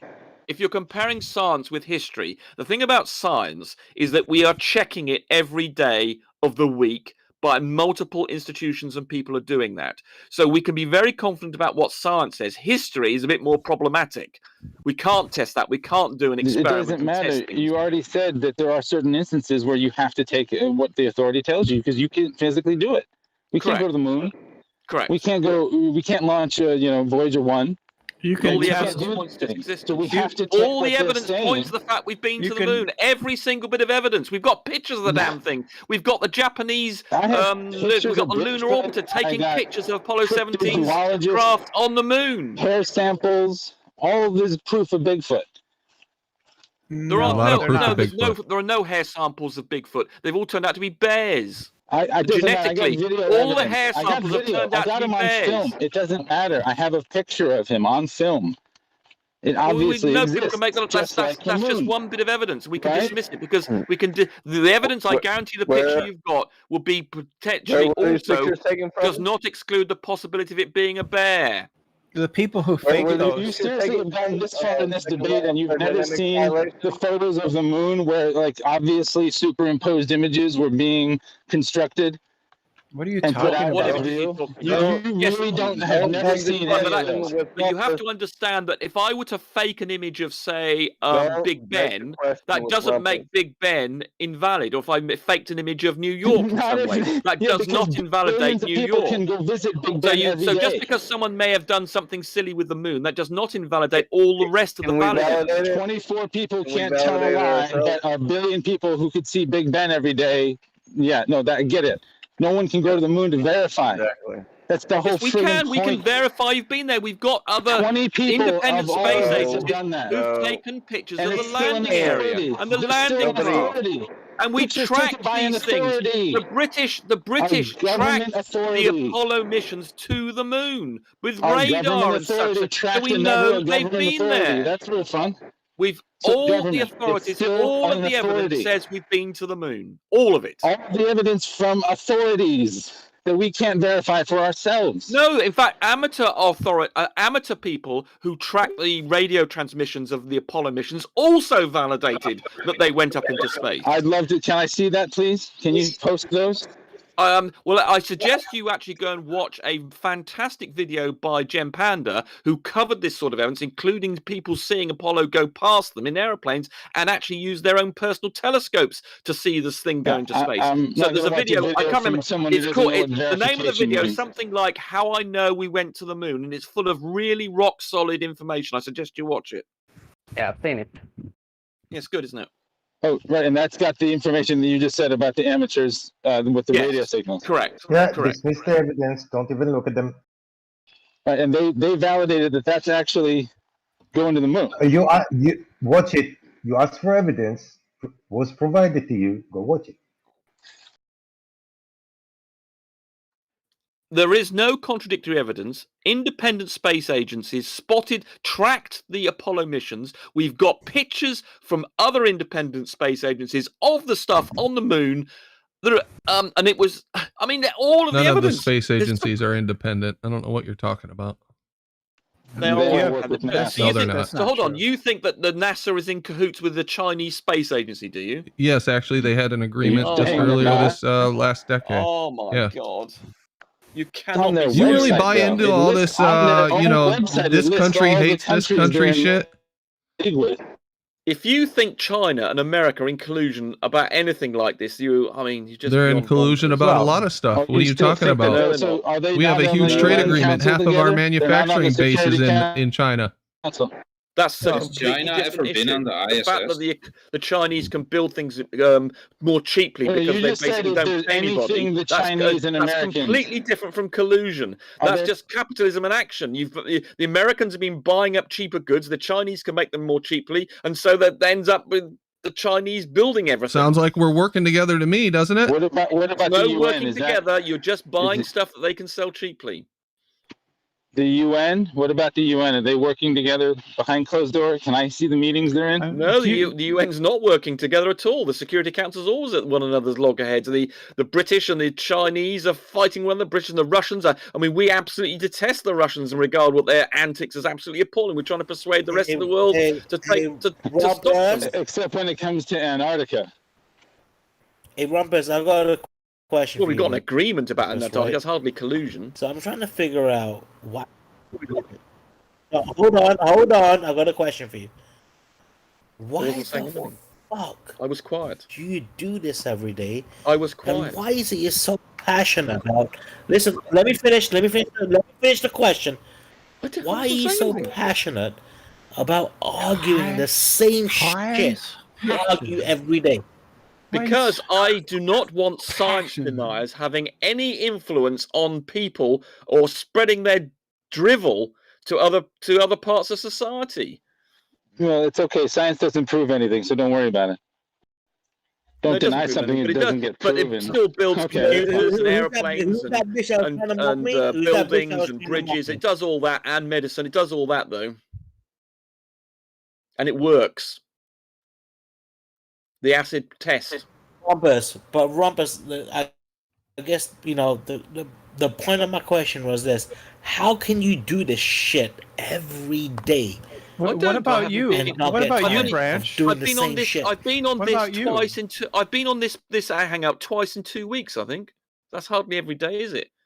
I haven't been on any other hangouts. I haven't been on Jose's. The only hangouts I've been on the last 2 weeks is this one. I've been on twice. I think that's correct. So how's that doing it every day? You're a moron. Yeah, I mean, $5 super chat from the Science of Science. Shout out. The Rumpus guy is insane. What the fuck is wrong with him? That is a damn good question. I don't know what drives him. Yeah. Thank you very much, by the way. I mean, if you want to spout drivel, I think that's a problem you really ought to deal with. Whereas I'm telling you about science. It's not a problem, dude. I'm actually having fun with it. Someone who fucking actually gets angry and like this to everyone every fucking day, fucking arguing the same I don't fucking do every day. We bullshit. just established that. You just made the person with the fucking problem. You just made that up. You're the one who's here every day, Branch. Yeah, you're here much more often than I am. Nah, I'm gonna have to disagree. Brenda, Rumpus, you guys have been here for 5 years, still talking the same drivel. I haven't been here for 2 weeks. I was here day before yesterday, and that's about it for about 2 weeks. Listen, this type of flat earth hardcore. No, hold on. I will tell you this. Listen, I will tell you this.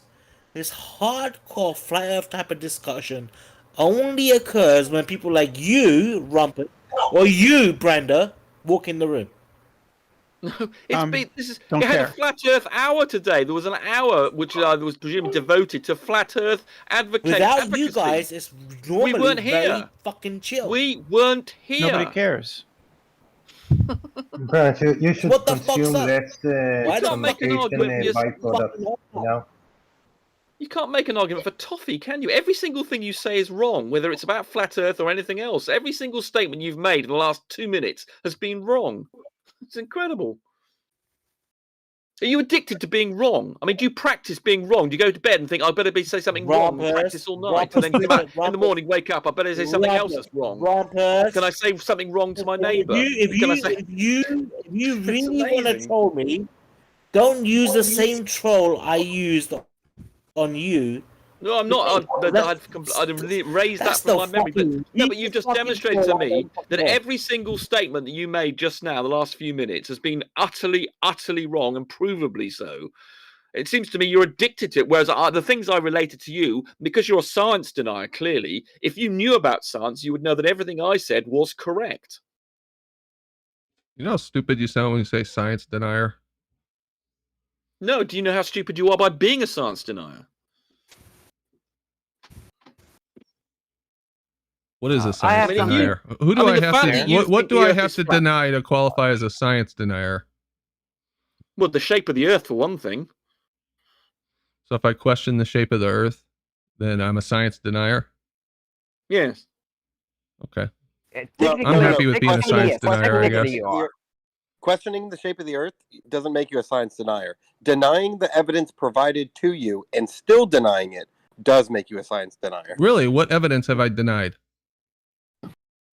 Measurements, observations, pictures, surveying, geodetic surveying specifically, all kinds. I deny NASA. If you consider NASA stuff evidence, then I'll agree with you. I deny anything that comes from NASA's them. part of it, but NASA's not all the evidence, obviously. But that's so part what of it, is another piece of evidence that I deny? Going over the things going over the horizon disappearing?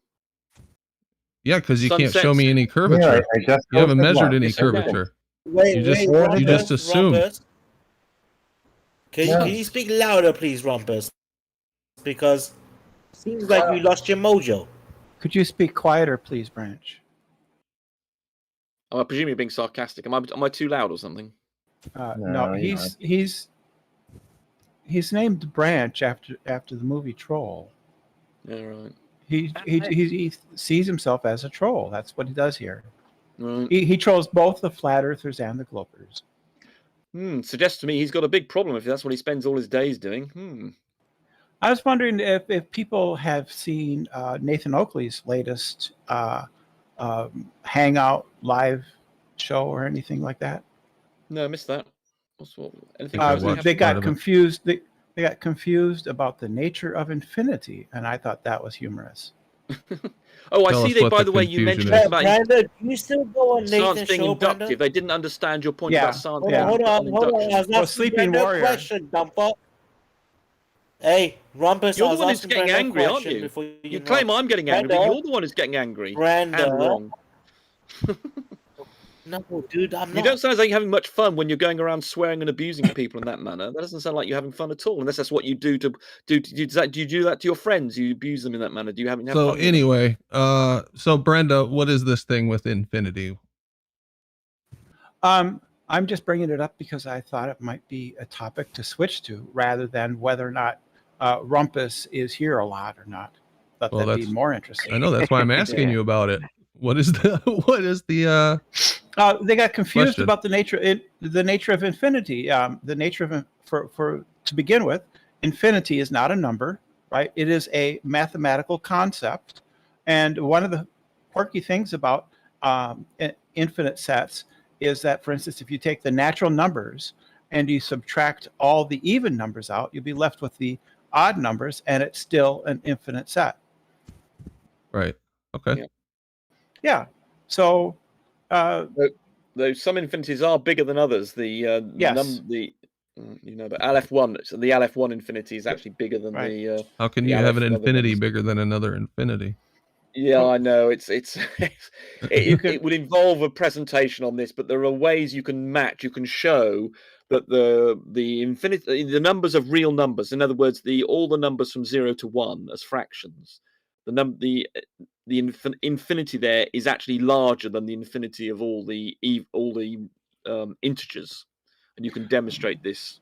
Yes, it's called Cantor's diagonal method. Yes, that's it. You're absolutely right. Yes, and you take what you do is you take all it's the cancer, all right. Cantor, or I think it's O. Is it? You're right. No, it is O. It is O. You got Cantor's what? Diagonal method.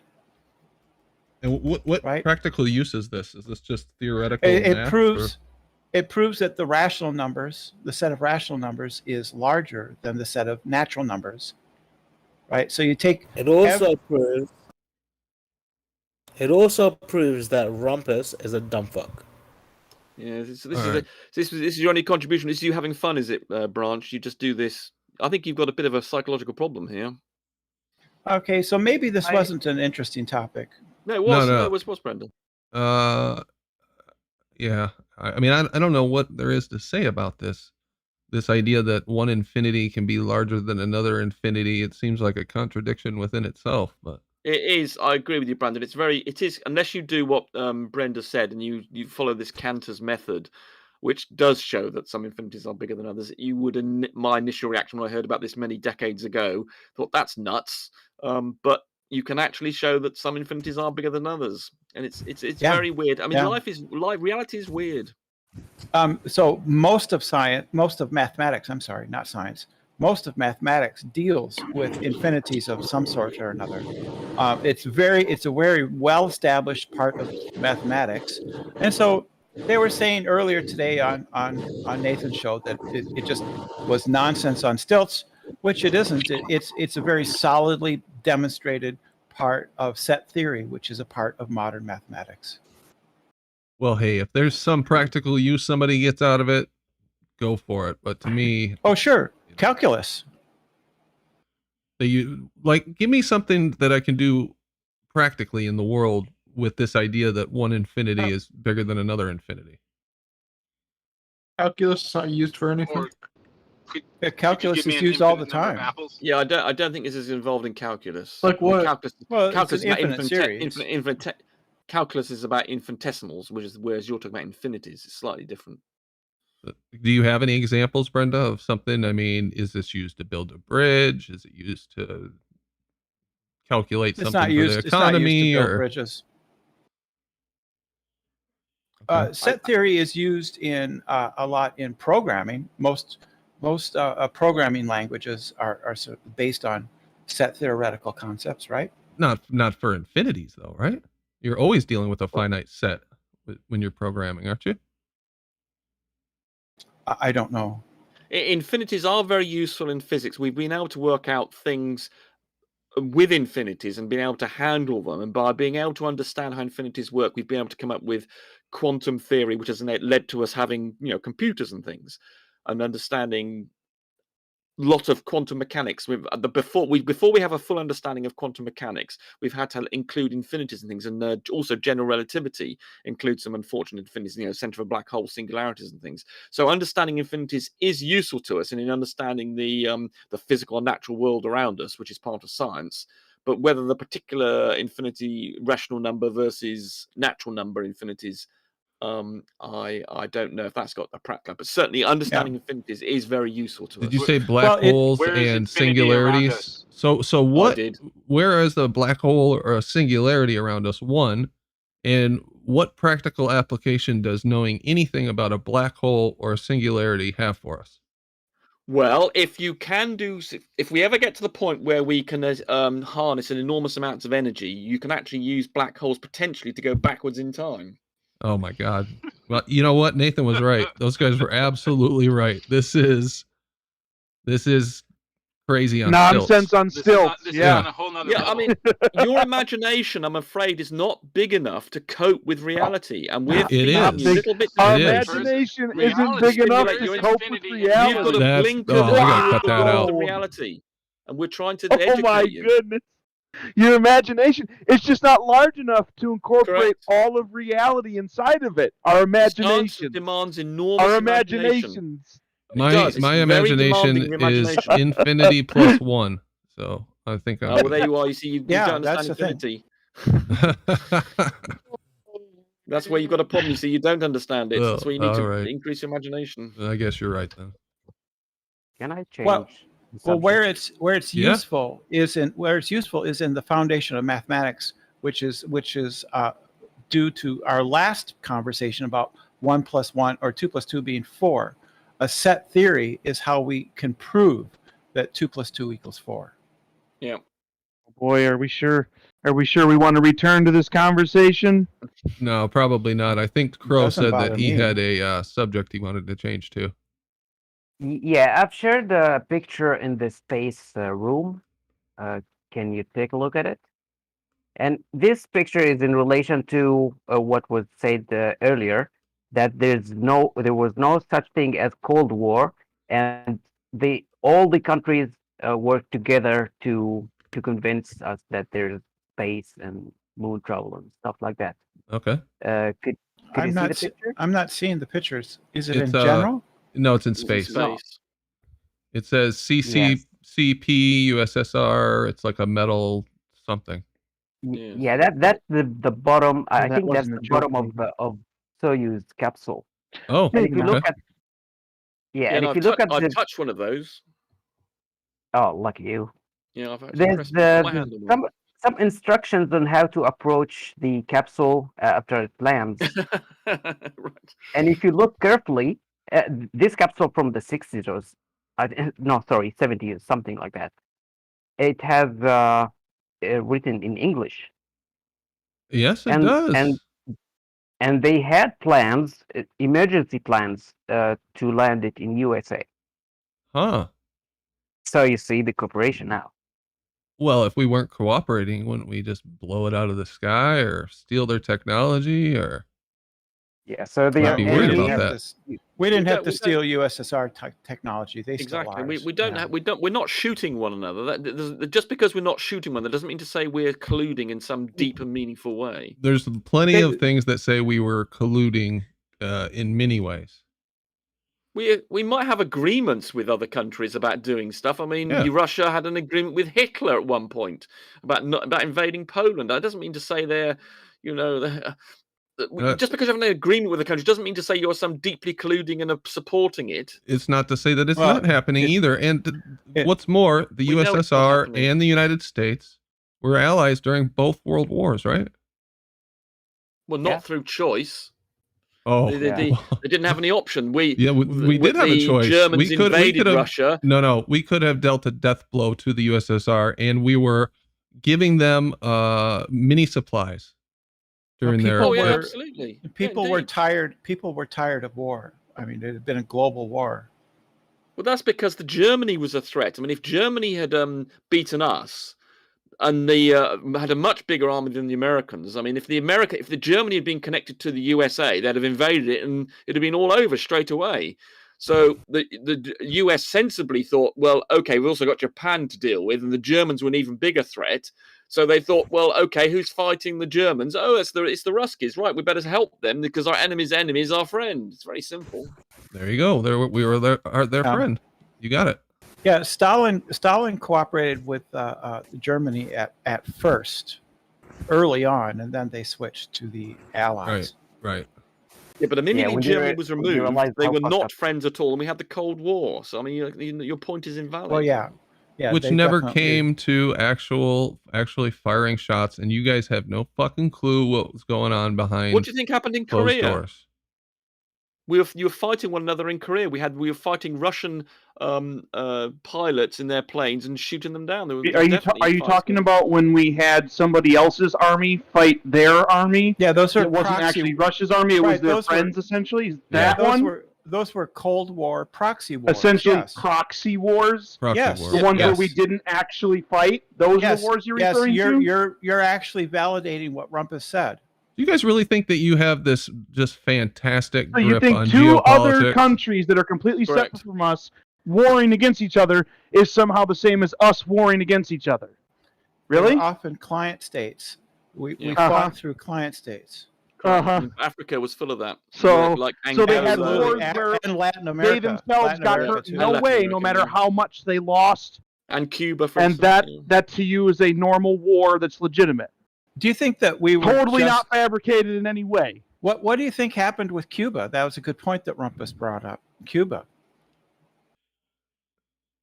Yeah, what happened with Cuba? Yeah, what happened? Please exactly. Elaborate. Please elaborate on what exactly happened with Cuba. Talk about the incident where a big fat nothing burger.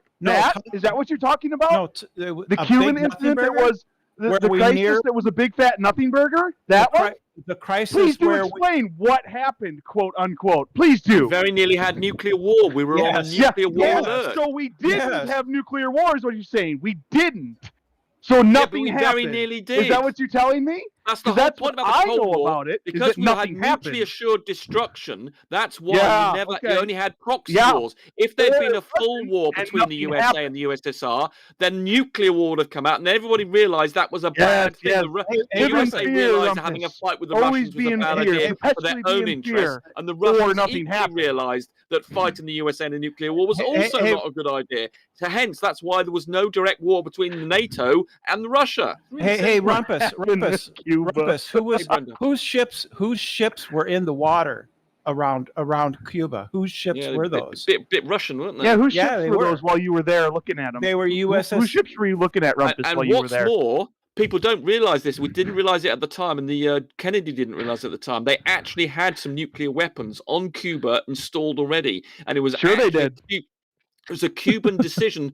They could have, if there was a threat to invade the Cuba. And We've Kennedy heard said, all these stories. And don't even get started on the laser weapons this has all been validated historically. They're going to blow up the world with if we all don't cooperate, right? And the ion lasers. And if they had invaded Cuba, then the Cuban, they had a policy in Cuba, they would make that nuclear launch. So had that happened, once that nuclear exchange would have occurred, then there would have been a nuclear war. It came that close because Kennedy decided not to invade Cuba, that you avoided a nuclear war. Had it happened, there would have been a nuclear war. Kennedy the hero. I got Can it. we just get it on record right now? Watch these guys fall apart when the news channels start talking about alien invasions and people being abducted or killed by people from other planets. Watch these ballers fall the crap apart. There's no aliens. Yeah. Hey, that's today. That's supposed to happen today, the release of all the alien stuff. Oh, is it really? July.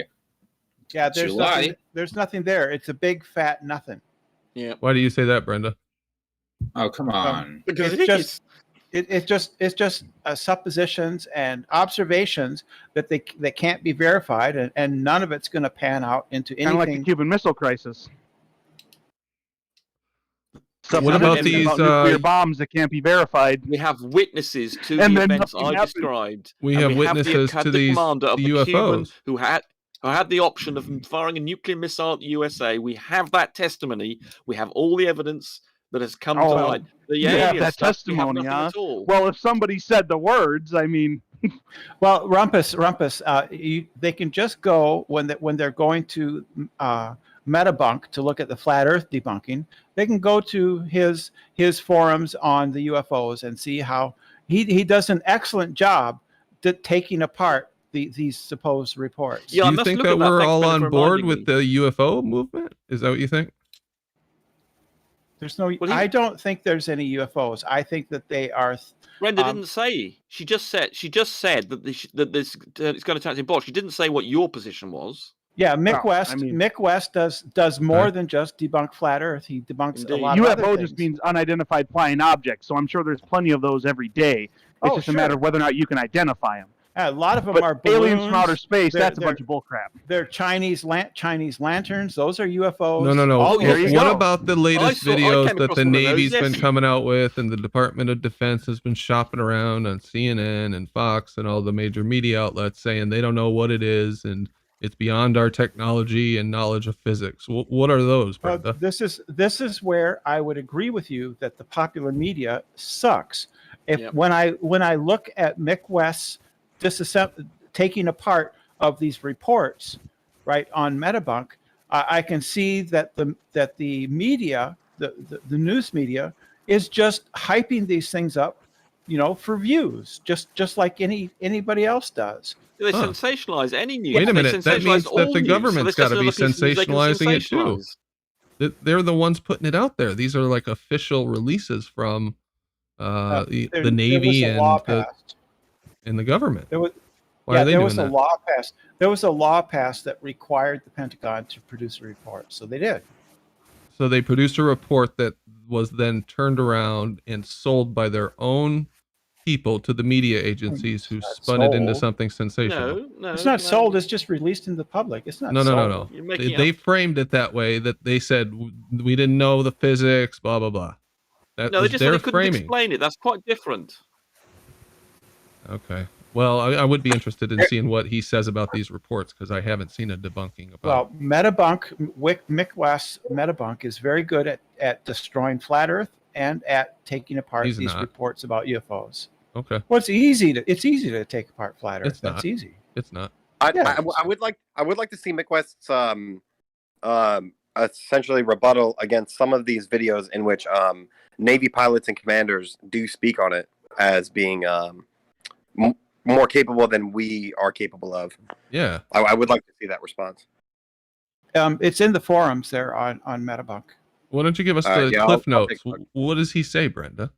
The cliff notes are basically that there's no other evidence other than these people say so about what they supposedly witnessed. Is the argument, for full disclosure, I'm 100% in the aliens camp, but is the argument we can't say that it is aliens, but you do confirm that expert testimony indicates that what these maneuvers are doing are what we know of outside of our capability? Would you accept that at least? No, it's debatable whether they're even objects at all. In the one case, you know, it's attributed to gimbal lock on this new camera, and the gimbals, which are the little mounts that it's mounted on that allow it to rotate in all directions, that they got locked up, and that this produced that image that they said was flying away, but it was just because of this gimbal lock phenomenon. And others are just there's just not enough information to come to any kind of conclusion. Despite pilots that use nav pods and FLIR pods saying that equipment was up to speed, and the logical conclusion of the maneuvers, their personal testimony of it's what we have known is not capable of doing that. Despite those expert testimonies, this guy is still debunking it, in your opinion? My understanding is that these people are not neutral. They are UFO believers, and so the inference is that they are probably either making something up or inserting their beliefs into something that they witnessed. Sure. Yeah. Can I frame it in a different way? How about this? So I'll give you that they are UFO believers. So let's frame it that way. On one side, we have UFO believers who are subject matter experts in aerial maneuvers. So that's one camp. They are still UFO believers, but they are still subject matter expert in flying maneuvers. Then in the other camp, we have a debunker. It seems like he likes to debunk things, and I'm not saying whether he's right or wrong. Just he enjoys to debunk things, but he's not a subject matter expert in this maneuvering. So how do we differentiate how we move forward in one camp or the other? You would be fair to say that Mick West has a particular bias, right? He is a debunker, so he's going to have a particular bias. So I guess all you can do is add up your sense of what is more likely.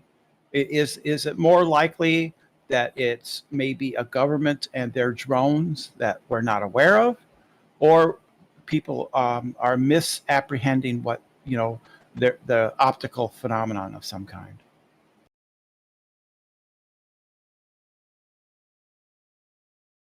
Because just about anybody with a little bit of money can make a drone these days.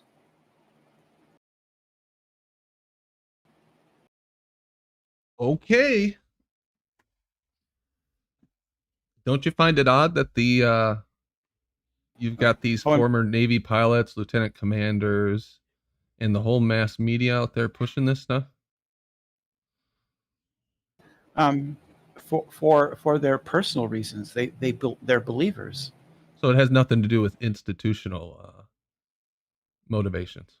Yeah, I don't think that the Air Force it really cares one way or the other on this. You know, if there's an officer or a pilot who believes in UFOs, I mean, unless they're threatening the interests of the United States, they're not going to care what they say, are they?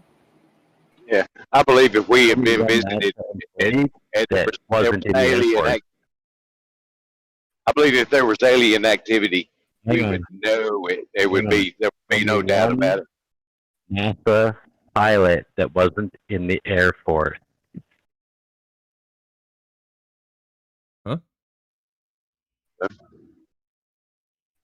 Show me one NASA pilot that was not in the Air Force.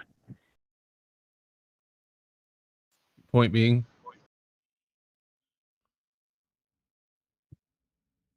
that they all came Yes, from the same idea is that they organization? were all already part of the government situation. Oh, yeah. And if they're part of the military, they've been broken down and built back up the way they needed them. So, Yeah, I wouldn't doubt that most any of your aeronautical people, probably had some career in military at some point or another. These guys, Yeah, it's more like- CBS, NBC, CNN, Fox, for the most part, are just stenographers for government agencies and moneyed interests. You guys realize that, right? So if they're out there lying, they're out there sensationalizing things.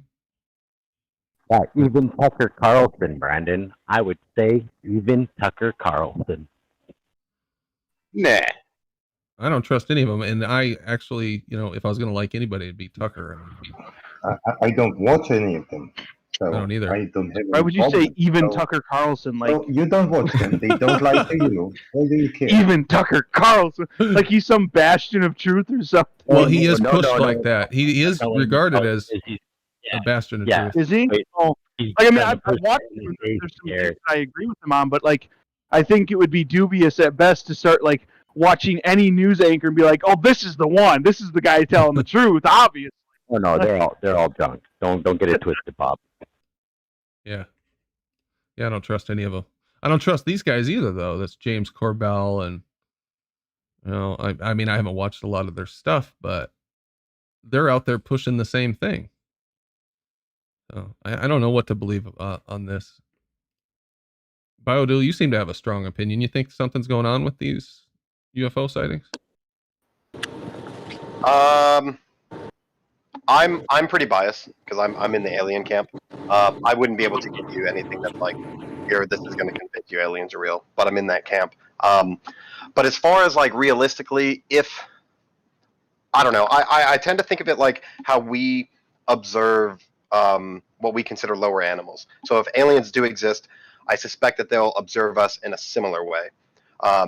When we look at monkeys, we tend not to leave tools. We tend not to leave our transports, this, that, and the other. And it's possible these animals have no fucking idea what we're doing, who we are, and they probably don't give a shit about us.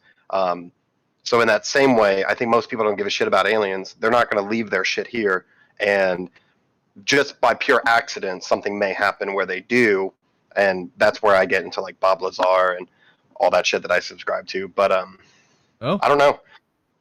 I don't know either. As a mass, I think as a mass, if aliens were to be confirmed, I don't think people would freak out.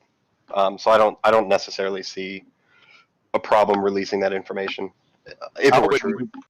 I wouldn't freak out. I would be excited. Fuck yeah, man. I see a lot of potential rather than cool. consequences.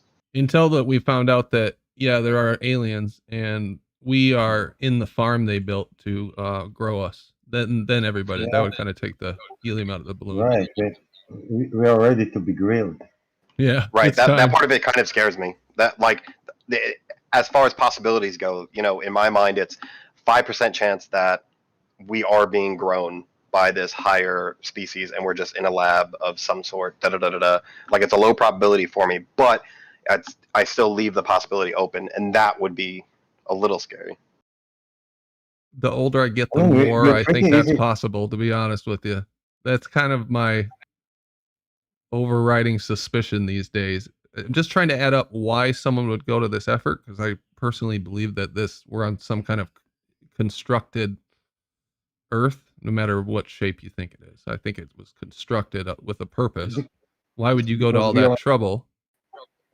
Well, you're on the highway and they pass by here every few thousand years and they need to restock. Yeah. Throw us in their freezer and human kebabs. Yeah, human grow themselves. They take care of their own health. Yes, they're very easy to grow. Yeah. Self-replicating. Not that it's the best evidence, but what got me kickstarted in the beginning, and I'll never forget, is the hieroglyphics of the plane, helicopter, and whatever else.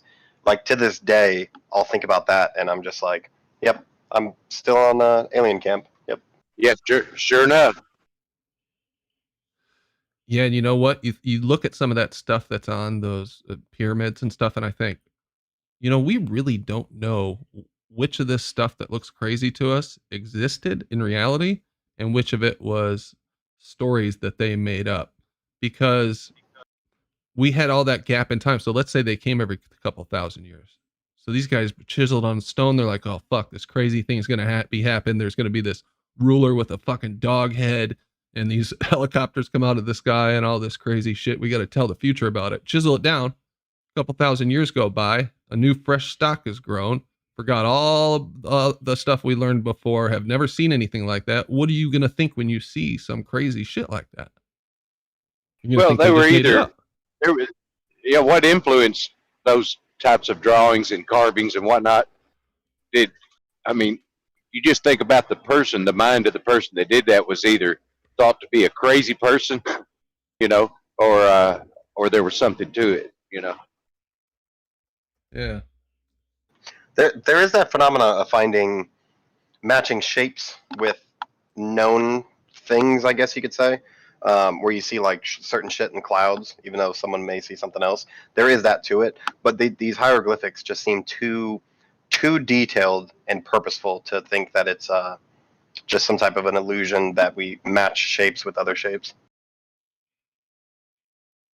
Yeah, I agree. And there's some other evidence. Now, I haven't looked at this in a while, and I'd like to redo the calculations, but the population, the human population, I think we argued about this before.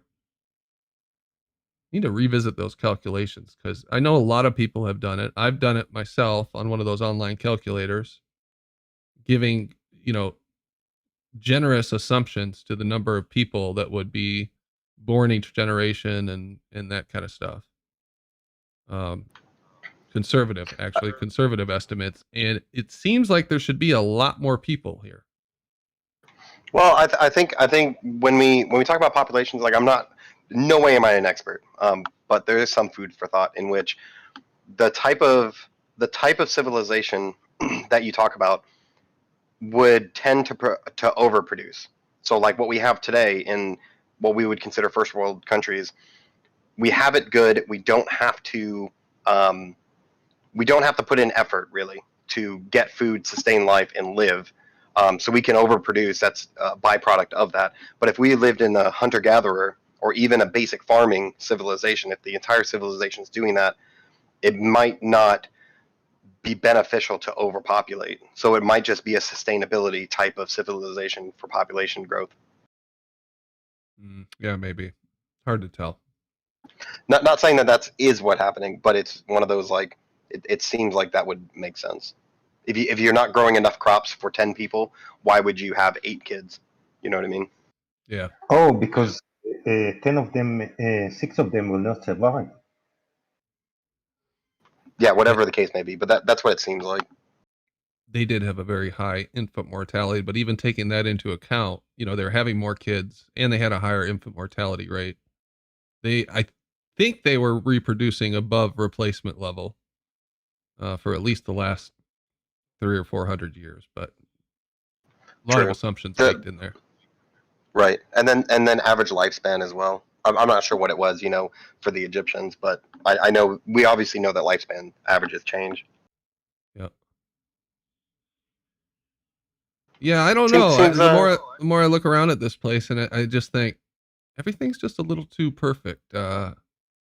If you're going to create an organism that self-replicates, I think that you'd end up creating a human. I guess that would be the same result if you were blaming that on natural processes. But it just seems like we were designed to self-replicate, produce, but not live too long, and grow the population. That seems to be the major outcome of this entire Earth. Sure. Yeah, it's possible. just one of those things that we would just need the evidence. Same thing with like simulation theory. Like it's possible, just on the basis of possibility, but it's, you know, getting the evidence for that is either difficult or non-existent. Right. Yeah. Yeah. Of course. But it is fun to think about just different possibilities and not having like a heated debate of I'm trying to convince, but like an open discussion of, you know, maybe this. Exactly. Because I know there's people who think they know 100%, and that's fine. I don't know. I'm still trying to figure out, and I probably will be my entire life, what the hell we're doing here, why we're here, you know, who we are, how we got here, that kind of thing. I think there's 8 billion people currently trying to figure that out in Right. one way or another. Yeah, exactly.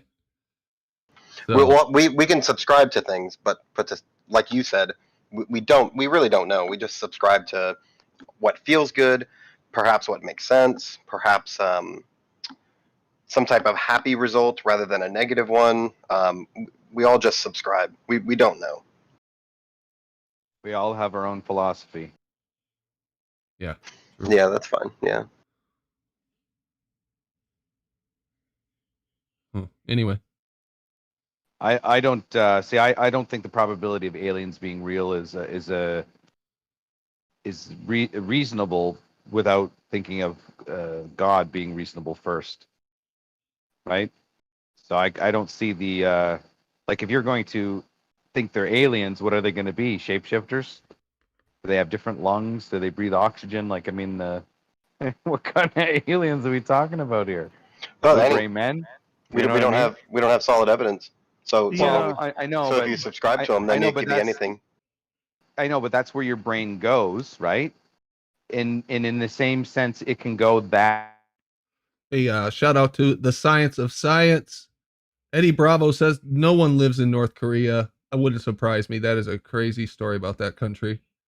And $2. Brenda listens to David. I gotta say that on there. I'll read that one again because I bet you $100 she does. In your imagination, why can't you imagine that is to be the case? And it's almost like a Mike check, what's going on, everyone? Hey, just the imagination of God to a lot of people is just not fathomable, but little green men are. I don't know. I just find that funny. I think when it comes to that, is it possible that it has nothing to do with actual aliens and it's just people having this technology? No, of course. That's what it really is. That's what it's just man being deceptive. That's it. To respond to you directly, Flat Earth Theta, from my perspective, subscribing to aliens, again, I have no evidence. I wouldn't be able to convince anyone, but subscribing to it is essentially aliens would just be another organic animal, in a sense. It would just be a living being the way that we know it. We all have organs, we all have skin, we all have needs. That's a same way that I equate it to aliens in some type of way. Maybe they breathe something else, not oxygen. They don't require it because of their planet, blah, blah, blah. Whatever the case may be, they're still a material. They're still an animal of some kind. So when it comes to a god, that goes into the realm of supernatural. And that's where it disconnects from our experience here. So that's why I think some people tend to lean towards aliens easier than they do a god. But doesn't alien, the only thing alien means is foreign to a certain nation? I mean, alien doesn't necessarily have to invoke little green or gray men, right? Well, that's the subject of what that's a context. That's a context of what we were talking about, though. But couldn't we say that this is one of the situations? The connotation. Couldn't we say that this is one of the situations where we get these ideas from the television of UFOs having to be little green and gray men? Well, if you're looking at alien, they're going to be. Are you going to say they're human, just with different technology? And then it would be man. It would be man stalking man, essentially. And if that was the case, the military saw anything like that in the territory, they would open fire on it. Right? Quite possibly, there's some evidence. Not going to sit there. The military's not going to sit there and like. The military is owned by a country. Look at an object. Hold on. The military is owned by the government, right? We will be talking about private corporations, right? Private monarchs. You know, these people, the type of people that fund government right? The type of people that build society after it disrupts these other monarchs, right? These people don't just start from ground zero every time civilizations disrupt. They have their papers, their documents from way in the past, and they just continue building civilization. Who's to say that these people don't already have all this technology and more? Problem is that they are the monarchs. They can't share that technology with us because they will be the monarchs. Well, that's the thing, is that we just don't have evidence for that. And then what the evidence does show is people that investigate in other countries, as far as UFO explanations, they're all pretty much saying the same thing. And again, it's possible that it's completely off the books. It's secret, super secret, even secret to the heads of government, blah, blah. It's all possible. But the evidence at the moment shows that all countries generally agree listen, that there's all maneuvers that these things are pulling that they can't explain individually. All countries just signed on to a lockstep program where they shut down the whole entire world. That means they have to be in cahoots with each other to pull that off, right? Like I said, it's possible. You can have the same. All these things are possible, Flat Earth Data. They're possible. Yeah, you can have the same. I just need the evidence to subscribe to it. That's all. No, the evidence is contrary to what you would actually react to if there was something invading. If you had a military that was exposed to an unknown object in its airspace, you would attack it. No, that's not true. Go after it.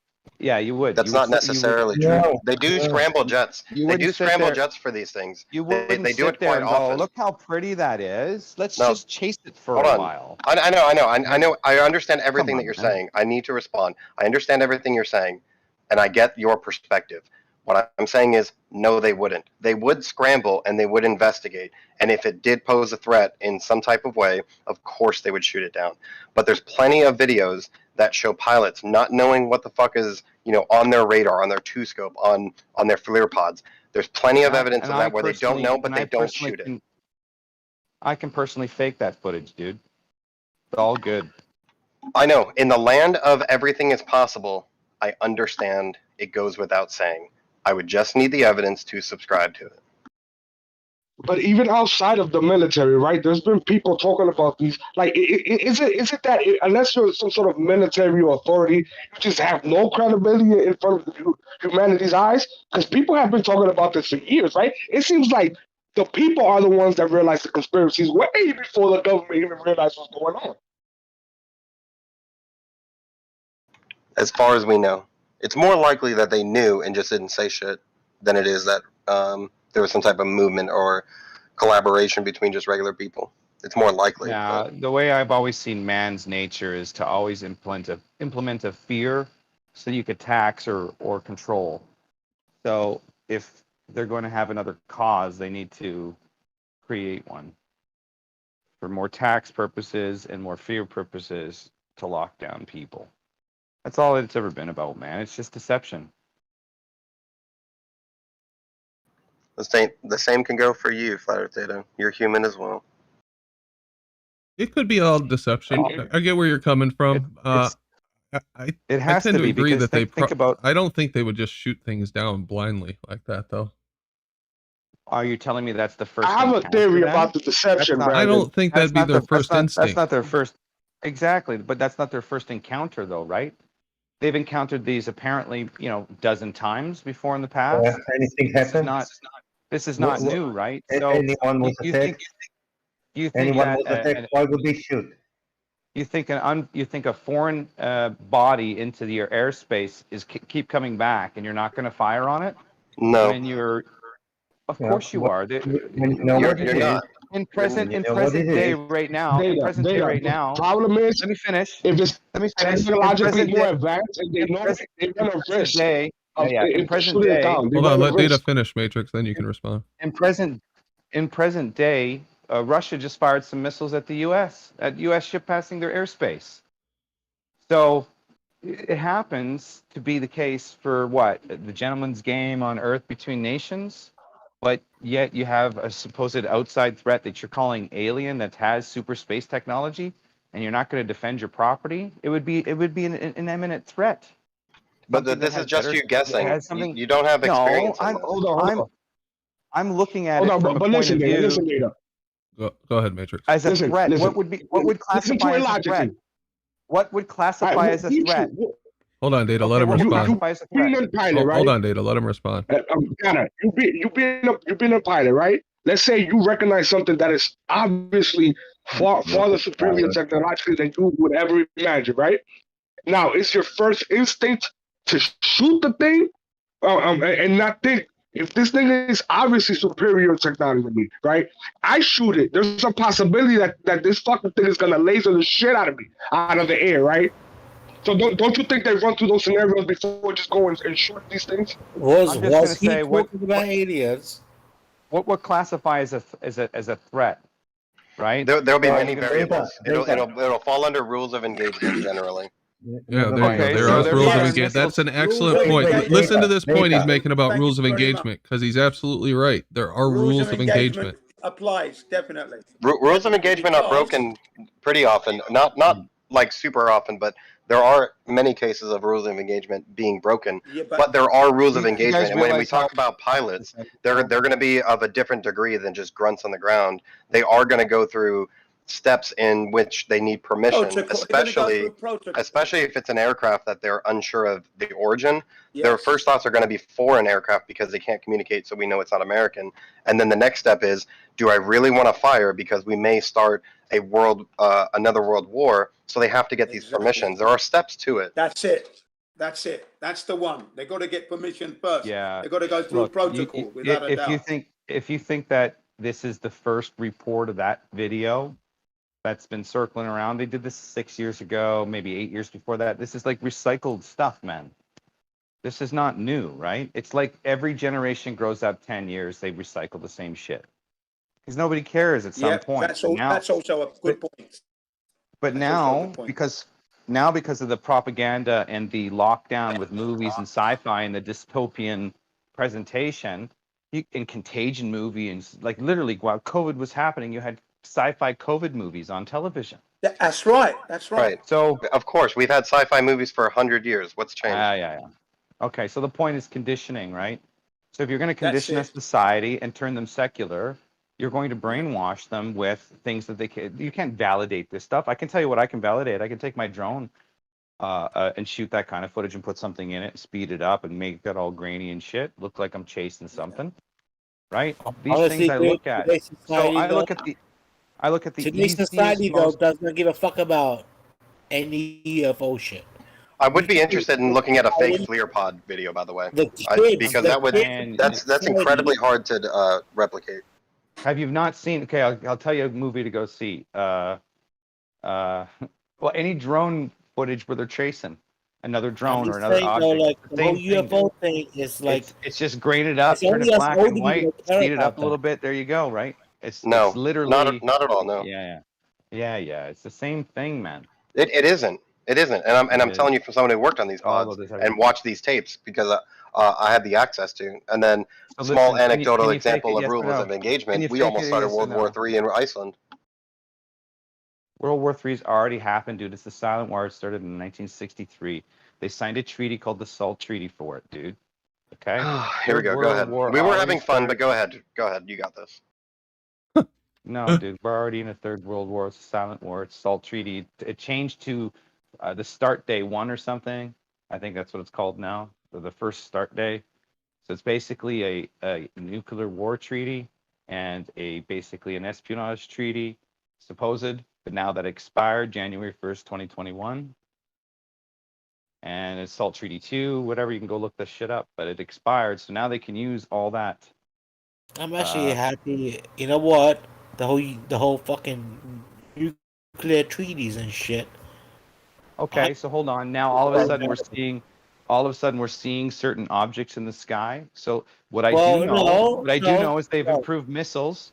They've improved. You really think that we're seeing objects in the sky just because the nuclear treaty on Earth has fucking got to an end? Okay, so primarily the treaty that was signed with NATO is the espionage one, like what propaganda you can do to your nations, what technology you can use against them.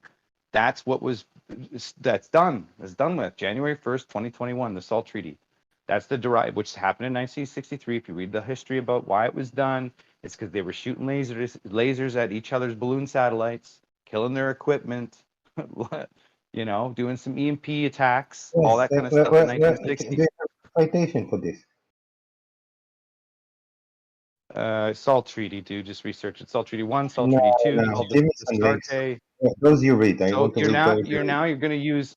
Now Yeah, you're I going want to to use read all the. those you read because what I find will be different than what you say. You say you'll tell me I didn't find the right ones. I want those you read. I'll. You know what I'll do for you? Is this Chaiki? It's Chaiki. Yeah, Chaiki. I will find you a link for it. Okay, 1 second. Cool. So anyway, yeah, I think I'm I'll on make board it. with we I'll don't make a know. prediction. And you will come back without providing the link, and we'll start talking about something else. You know what? You know what though? When we talk about UFOs and shit, right?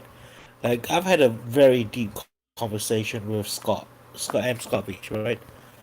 And it was about his dad and like on his deathbed when like Scott was talking to him, and I was like, Scott, when your fucking dad died, did he tell you anything? And then he gave me his fucking story, and basically he was like, his dad basically said, dude, if there is shit, I don't know about it. Yeah. So as far as I know, shit. Yeah. Yeah, I've heard him tell that story and too. It wasn't. Yeah, and it wasn't like it's like there's not even an ounce or even a fucking gram or a fucking whatever it is that of lie in Scott's voice when he says that. Yeah, I mean it's anecdotal too, right? Okay, I'll take Scott at his word. Who's to say his dad would know about it if it existed? What aliens existed? Aliens. Well, here's the thing though: if he was to go to space, and if We it can't was, go there though, can we? he would have seen it as flat. We're not able to go there anyway, are we? And the fun ends. It's almost 8. Yeah. Stop having that kind of fun. It's not healthy. Sorry, guys. What's going on? No, you're fine, Jen. It's probably good to get back on track. So you're having fun, I see. Sorry about that. I never know when you play serious or having fun, do I? No, dude. So I think like reality is this, dude. If the Earth was flat, Scott's dad would have looked at it and been like, "Bro, shit's flat." Well, he went pretty fucking high up. We don't know that. We don't know that.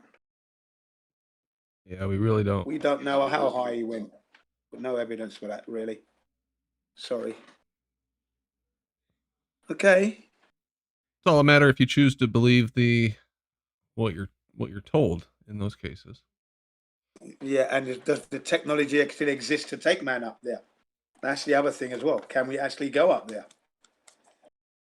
I find it Do we have very the technical- suspicious that no one went back after the U.S. supposedly did the first. There's all these mountains in the world, not just Everest, all these mountains where you go up to the top of it. Yeah, K2, 30% of the people who climb to the summit at K2 die. 30% die. They didn't Yeah, it's stop more going difficult. there just because someone went there, and they're sure the shit ain't anything to do on the top of K2. But people still went there. Every country had to send a delegation to go there. And That's why you should subscribe to Shallow Earth, because James Cameron went to the ocean depth, but no one has matched his depth since. that's the best argument I've heard against what I'm saying. But I still don't believe that anything that was touted as that big of an achievement when you have these countries racing to supposedly land men on the moon. One of them does it and everybody else just says, nah. Especially as Russia was leading the world in supposed space technology and Yeah. achievements. Hasn't there Russia been was other leading. countries that have sent probes to the moon? Yeah, that's Unmanned all in probes, recent yeah. days. Yeah. Russia was the first person. Russia Didn't was China the send first one person there on the moon. recently? China. Yes, China sent a rover there recently. They're currently on Mars. You know, I mean, so they say. There's a big difference between We're not sending on an Mars. unmanned rover to go around and take pictures and to send people up with a fucking dune buggy to ride around, do figure eights. Yeah. Crap. It never happened. We can't go No, there. but here's the thing, I think dude. it's a lot The easier. thing is, though, Brandon, here's the thing, right? Why do we need a person to go there? Just for the clout, man. But like, if you think about it, we can get anything a man can fucking do there, and better, with a robot. Here, Branch.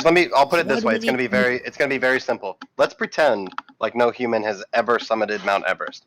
What would be more badass? Someone putting their feet at the peak, or a robot that someone built put it at the peak? Which one would be more badass?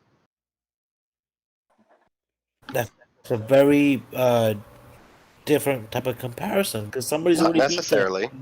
What if Well, that's what I'm saying. been to the fucking moon. Right, but No that's one's been. like today? Oh, I don't know. That's probably why they are putting robots today. I'm just speaking for the first time. I mean, how is this a comparison? I thought you were talking about the first time. Why would we ever put people there? No, I'm talking about now. Oh, We're now. talking about yeah, doing you're it right. again. We didn't have robots like we have today. Back in those days. We're talking about sending people up there again. So are other countries, aren't they? Not just us. That's right. Yeah, but I mean, it's interesting. Like, I don't really 2028. understand why they want to do it because I don't either. the way I see it is anything that a fucking man can do on that moon, a fucking robot can do better. Yeah, but I think robots are, obviously expendable. Yeah. Well, that's true too. Yeah. It's if a robot blows up inside of a ship, it's no one fucking cares. But if a human does, Yeah. Well, robots. I think they just have their eyes. They have their eyes on Mars. Again, outside of this particular debate in this room, I think their sights are on Mars, so they don't really give a shit about the moon anymore. I would say as far as Yeah. technological advancements go and capabilities, though, that man is much more capable than robots at the present. Well, I mean, if we do Mars as a place to inhabit, I think that the moon will be a gas station, almost. That's right. The halfway point, if you will. Not to bring up an inside joke, but that would be actually a pretty good point. Kind of like the SR-71 taking off without a full tank, but then refueling in the air just because of the cost efficiency. It might be more cost effective to have a basic launch to the moon and then get filled up there, and then it just takes less energy to leave. So that probably makes sense, yeah. Hang on, Bio. You got to get the fuel to the moon. Oh, it probably takes more fuel. You got to expend the energy to get the fuel to the moon. So how is that more efficient? Yeah, that's a really good point. Yeah. Listen, dude. The moon is made of cheese, and that's enough fuel for anyone. Yeah, bro. thanks, Brad. You just took right away from the whole point. The efficiency. Yeah, it's like I was talking to my son last night. He goes, "Oh, Dad, what do you think about they're going to terraform Mars and take us to Mars?" I was like, "How are you going to get water to Mars, bro? Like, how people need water? Man can't make water. How are you going to get water to Mars for people to survive? You're going to send water tankers to Mars? I'm sorry, dude. It's Are just you mental. real, dude? I This is why they're literally lying. think They're it's saying fucking they're finding around. water on Mars. I literally think it's fucking around, man. There's water on Mars. There's a shit ton of water on Mars. No, there isn't. Frozen. We don't know that. We don't know that. There's nothing frozen there. water on Mars, and there's a shit ton that's of what they're water saying. in the moon. There's That's what also they a say. shit There's no ton of water on water the in the moon moon. either. There's no water on Yes, the moon either. there's a shit ton of water in the moon. No, there's not a shit ton It's of water on the frozen, moon. but it's there. You're off your head, man. I guess you can buy the water from the gas station on the moon while you're on your way there. Exactly. That's right. You can basically use the water to make fuel. Get right? some corn nuts, a couple Shit. Slim Jims. We're just gonna send Bruce Willis and his team. Cappuccino because Americano. They're miners. We're gonna send them to the moon. They're gonna mine oil for us. Okay. Hey guys, let me read a couple of super chats because there's a couple of people here shouted out. Brenda left us already, but Science of Science says Brenda listens to David Pac-Man. Brenda, you'll have to tell us if you listen to David Pac-Man sometime. I'm willing to bet that you do, but that's okay. Cleary, $2. Dude, read your DM. I read it. Thank you, Cleary. I just responded to you. James Mays, $20. Going back in time. Share your pain, fundies. Thanks, James. Appreciate it, man. Thank you, guys. Anyway, I'm gonna wrap up the live show. Anybody got any last thoughts for the audience? Well, we've got them on there. Can you hear me? Yeah, go ahead. All right. Yeah. So this was just a reminder for me when Rumpus was talking about not knowing whether or not you're in a simulation or not. Has anybody on the panel watched the movie Infinity Chamber? It's a movie? Yeah. Yeah. Okay, so look, I've watched that movie 3 times in the past week. I think it's brilliant. I think it's so good.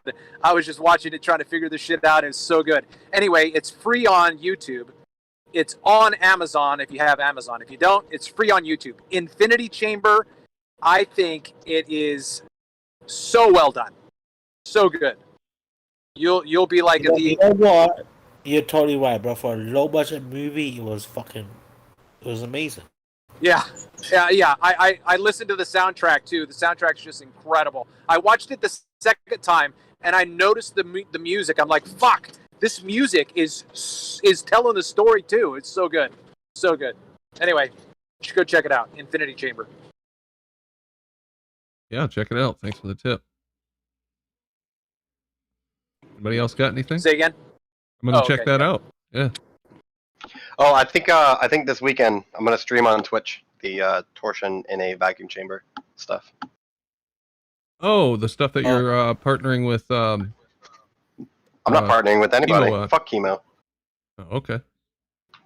I thought you guys were working if he funded any of it, then you could say that, but he's not a part of it. But yeah, this weekend, I think I'm gonna try to do like a 48-hour nonstop stream, and then obviously do different things with it. Blah blah blah. Where's your Twitch channel, and how do people find it? What's the name of it? Oh yeah, that's fine. It's my name, Biodo. Biodo, okay. It's a Biodo. If it's a 48-hour fucking stream, when you take a shit, you're gonna take the fucking laptop in the room when you take a shit. No, I've got a streaming PC. We get drunk, play video games every Friday. So I've got all the technology needed and 3 webcams and blah blah blah.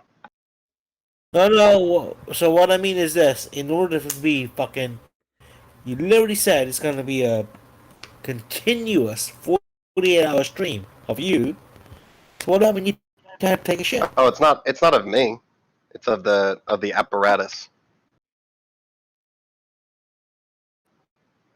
I see you were trying to make a joke. It was just not a very well. No, I thought it was of you, dude. Nobody gives a fuck about the apparatus. Perfect. You don't have to go. Anyway, no, I don't think anybody should watch it live. But go ahead, thanks Brandon, everybody for joining the panel today. I'm gonna round out the show. Really appreciate it. It was a good conversation, and I'll be back. I'm gonna record the after show today, so just so you guys know. Okay. Well, kind of a weird cadence to that show, but there's some interesting conversations in there. And yeah, I don't know if the flat earth only hour is working out anymore. It's like people are too quiet. Feel like they're not bringing up any subjects or talking. I don't know. Doesn't seem to be working out that well. So let me know what you guys think. If we should keep doing that or not, or just go back to it. You know, there's a lot of people who like the debate and the back and forth, and maybe we just do it once every couple weeks or when someone mentions it. I don't know. Let me know what you think. Anyway. All right. Well, we'll see you guys tomorrow. Thanks to James Mays Cleary, the Science of Science, for supporting the show with super chats. Thanks to the mods and everybody in chat for hanging out. It was fun, and we will see you tomorrow. I'm pretty sure we'll have a show tomorrow. And have a good night.